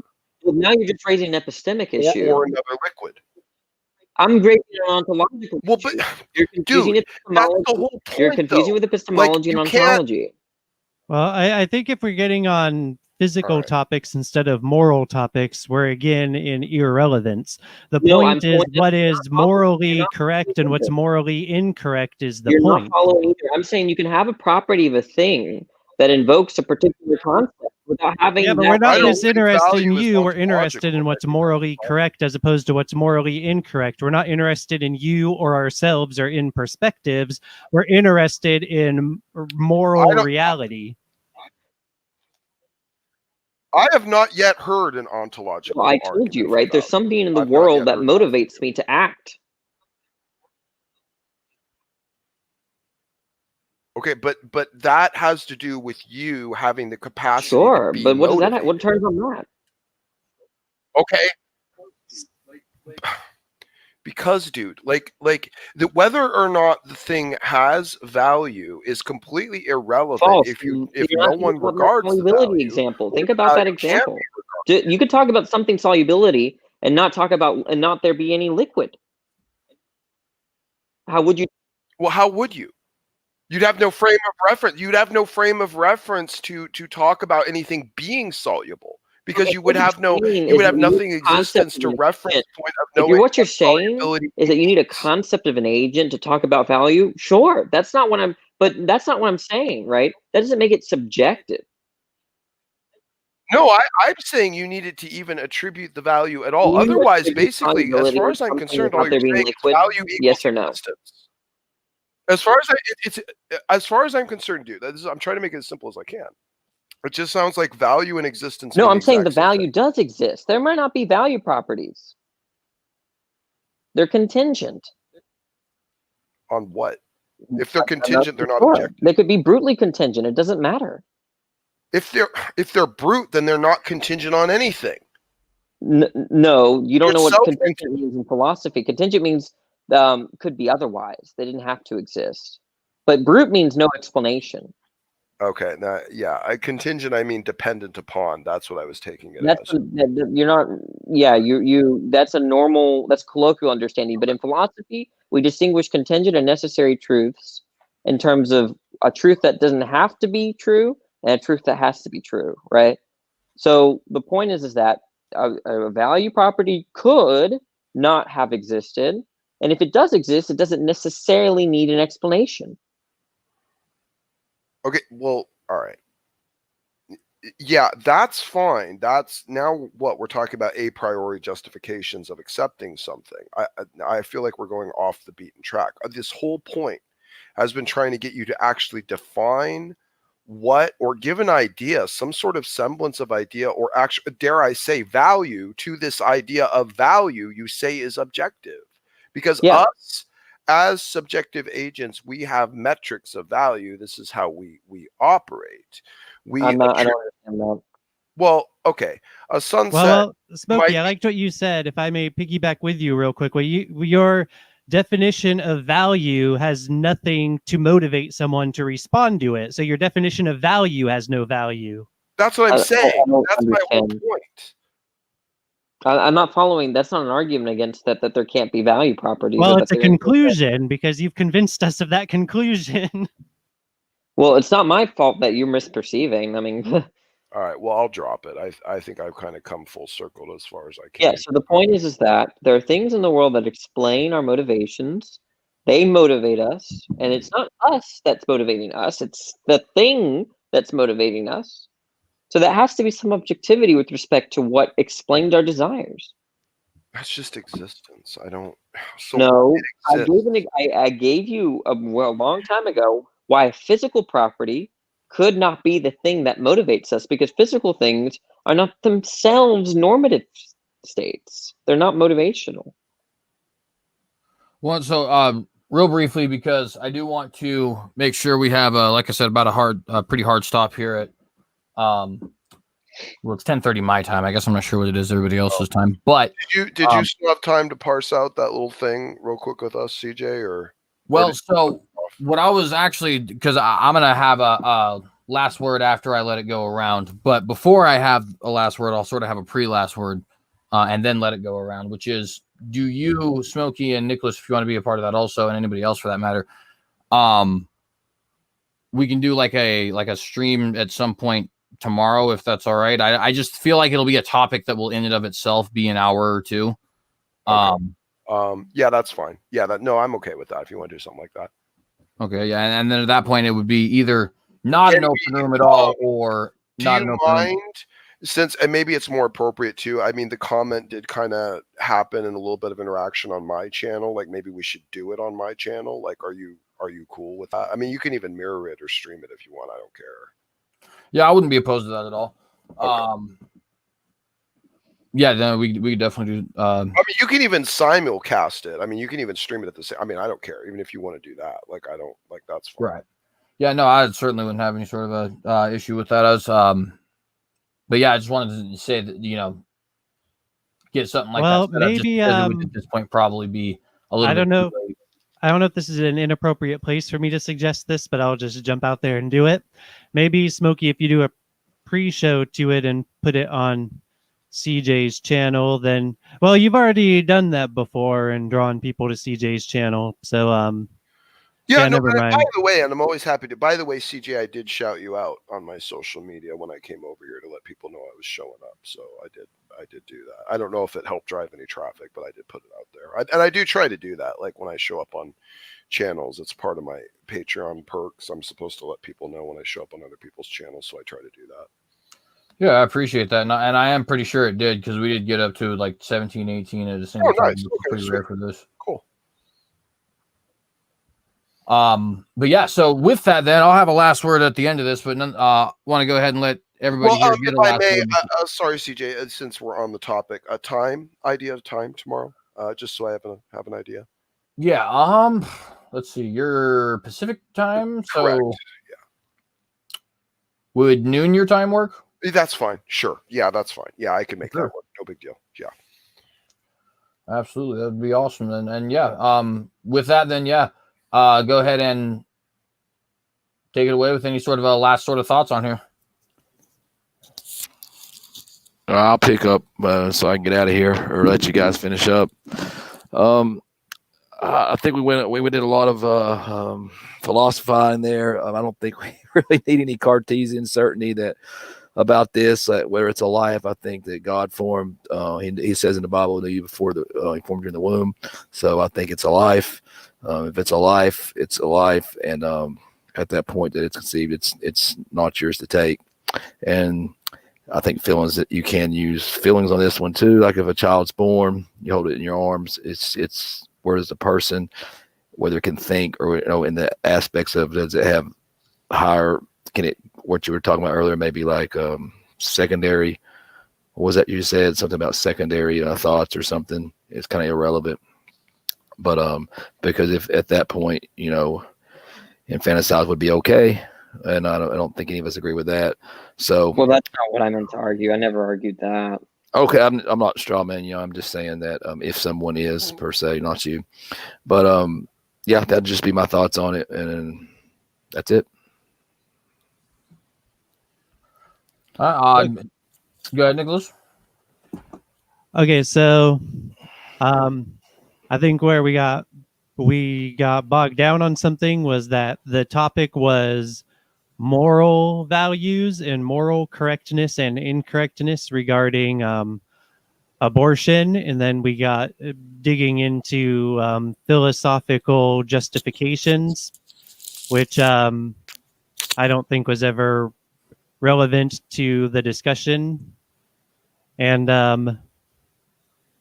nor do I think philosophical justifications really are relevant, because Jesus went to the cross to make correctness and incorrectness obvious in God, to make God obvious. And so in that sense, the these ideas of philosophical justification or lack thereof are actually obsolete. Rather, everything now belongs to Christ, including the thoughts of every human. Christ has right to those thoughts, regardless of justification or non-justification. And in Christ is moral correctness, moral incorrectness. And in Christ is the fact that it is wrong to murder humans, even if they're pre-born. And that's what's relevant. And that is very good reason to just trust Messiah.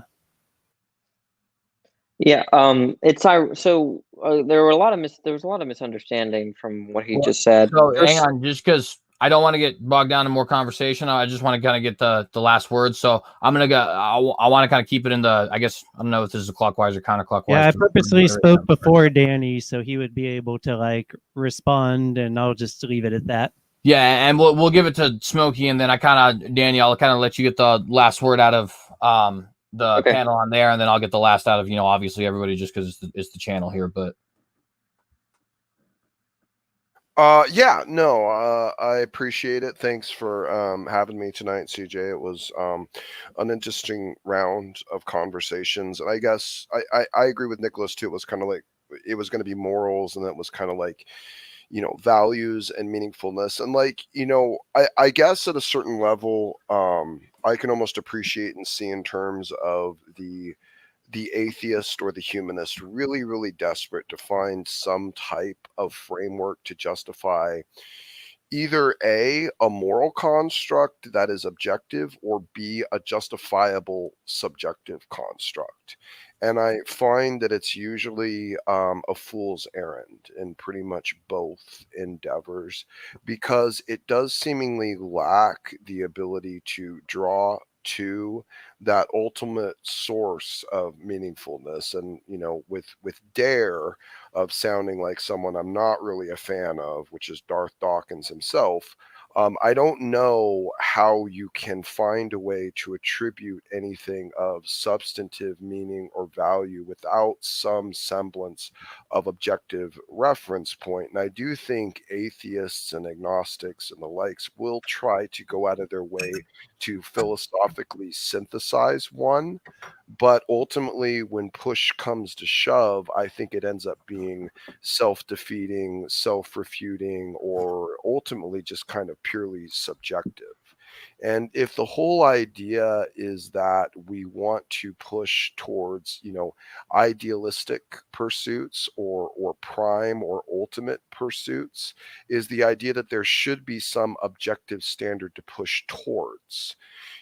This whole idea of just constant improvement, well, what does improvement really look like, and what are we improving towards? I've heard it said from many atheists and secularists, oh, look how wonderful and advanced and progressed and civilized, and look how much we've improved, look how much better we are. Well, we also slaughter more innocents than any generation and any civilization before us, probably combined, in terms of what we slaughtered now at this point. So what is truly this cost of supposed so-called, civilized improvement? I mean, how many other cultures could have benefited and have better civilized improvement and structures if they would have slaughtered and murdered a majority of their children? At a certain point, the atheistic moral system will fall in on itself with a level of scrutiny at least one or two layers down. And this is one of those examples. And I'll give you one more, kind of anecdote to close. It's something I had pitched to Ned P during our debate, a modern day debate about morality and being from either a subjective or objective framework. And I painted the picture of kind of like saying that there was a difference between a moral horror and an amoral horror. Like an amoral horror is something that's very, very easy to recognize: genocide, mass murder, mass shootings, mass killings, blah, blah, blah, so on and so forth. It's generally easy to recognize. And then there's something that could be recognized as a moral horror, which is basically something that appears to be virtuous, but then in the long run ends up being horrific. And what I had used was the idea that, well, it's a net positive in atheist mindset to push atheism. and I gave this following, chain of evidence. It's good to push atheism because atheism has an increased amount of suicide. And if more people kill themselves, then that means there's more resources and more availability and more potential of happiness for those that are left remaining. So therefore, it's a good idea in the short term to push atheism because that makes, more happier people with more dead atheists and more people committing suicide. This, and, of course, separating the mitigating factor of the idea that you could mitigate suicide with atheists, which doesn't seem to necessarily be the case. Statistically, they're higher prone and more likely to this type of behavior. So you can see where there could be inside the second and third layers of these moral frameworks and thinkings that appear to be pushing to a level of virtue have within them hidden detriments that are clearly, I think, warned about, that would manifest if we deviate from the objective morals that are laid out in Scripture.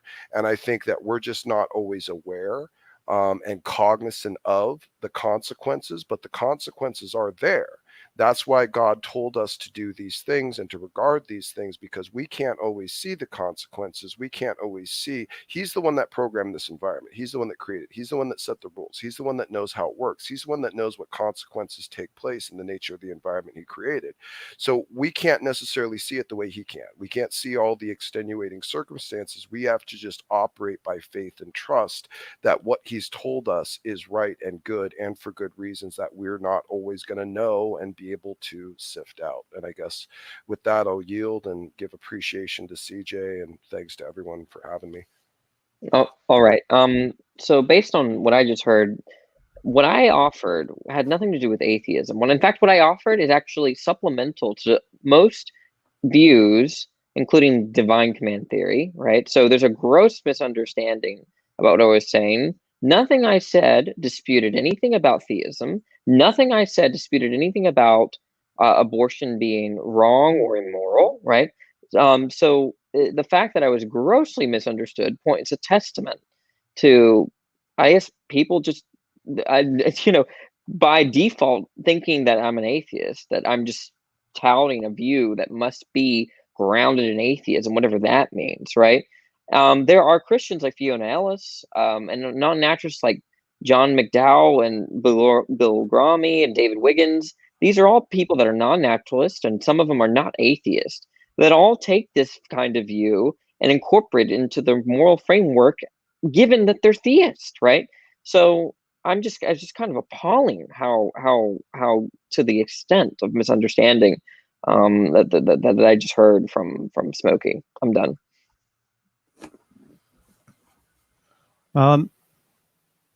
CJ has been dropped, so he'll have to return. But yeah, I think in my response, I explained why that doesn't work with theism, because theism. My bad. Yeah, okay, he's back. Yeah, but I think I already. I just want to mention that I think I already addressed why I would reject that being a supplement to theism and why it's incompatible. And I don't think that actually addressed any of my points, but that's okay. I mean, all he said was that I misrepresented him. I was talking about a pretty general, broad scoping picture of, the stance. You're talking about abortion and atheism. Well, yeah, but you have no place to appeal to in a non-theistic realm other than human. I don't know what that means. Well, okay. So if you're non-theistic, directing this at me, so you're being dishonest. Well, that's the mystery of God that Jesus revealed. Maybe you're being dishonest about being willing to admit just what you believe. I don't know why, like this always ends up coming into these games of like. I told you what I meant. I told you what I believed. What are you talking about? Okay, it's. I guess maybe I skipped over it, or I was just going with. Yeah, you just don't pay attention. Non-theist. Well, dude, I think non-theist was enough to cover like pretty much the entirety. You're so dogmatized by hatred of atheism to the extent that you should encourage suicide of atheists. Like, what the hell, man? TJ, this is who you affiliate yourself with? Did you not hear the chain of evidence that I left to of the idea? It's your guys' problem. It's your guys' problem that nihilism and meaninglessness and a sense of lack of value in reality, which you oddly argue, is exactly what causes ahead and end their lives. So I mean, it's your Yeah, problem. Most It's your Christians statistic. don't appeal for suicide, man. I didn't appeal to it. I pitched an anecdotal fact of a statement of a moral condition. You were saying people should commit that doesn't suicide have an for the answer. greater happiness of Okay, like, dude. All right. people Well, that are hang right. on, guys. Not to. I appreciate the passion, but at this particular time, it's just not. It's fine. Danny, you're dishonest. I'll take care, guys. Have a good night. And you have a good rest of your night too, as well, Smokey. I'm going to go ahead and close out because we do have to stop. And I do apologize for having to be so abrupt with the stop, but it's just that I did say I would be off earlier than I was, according to some other people here. I might be in trouble, but that's okay. Nonetheless, so I would just sort of close by saying that I do believe personally, and this is independent of what anybody else said here, right?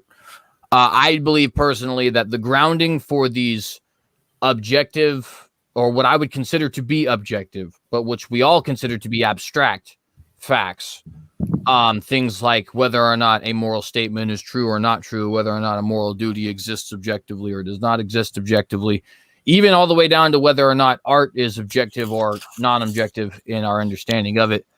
I personally believe that these things are grounded in the creator God, in that he is the creator, and like I kind of posited, the ultimate author, and that we are made in his image, and therefore we admire and sometimes even maybe operate in the same way that he would had he been a person on this earth, although obviously not perfectly, because when he was a person on this earth, he showed us how that was done. And there's a lot to get into that, but I guess basically the idea is that the author wrote the story to be a certain way, therefore the story is a certain way, and we are the story.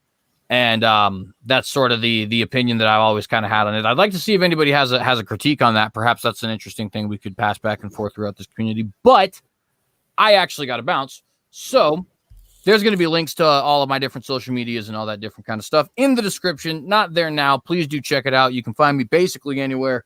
BitChute, Rumble, Library, Parler, Gab, Facebook, Twitter. I'm literally everywhere at TheCynicogue. Also, if you like these, please do share, please do subscribe. Questions, comments, concerns, anything like that in the comment section below. Obviously, if you ring that bell, you'll be known when we go open rooms, have a debate posted, any of my 2 podcasts. And if you want to support us monetarily, also the Cynicogue, that would be Patreon. I appreciate every single one of you. Obviously, all glory goes to God. And unless anybody else has anything else to say, we'll be getting out of here.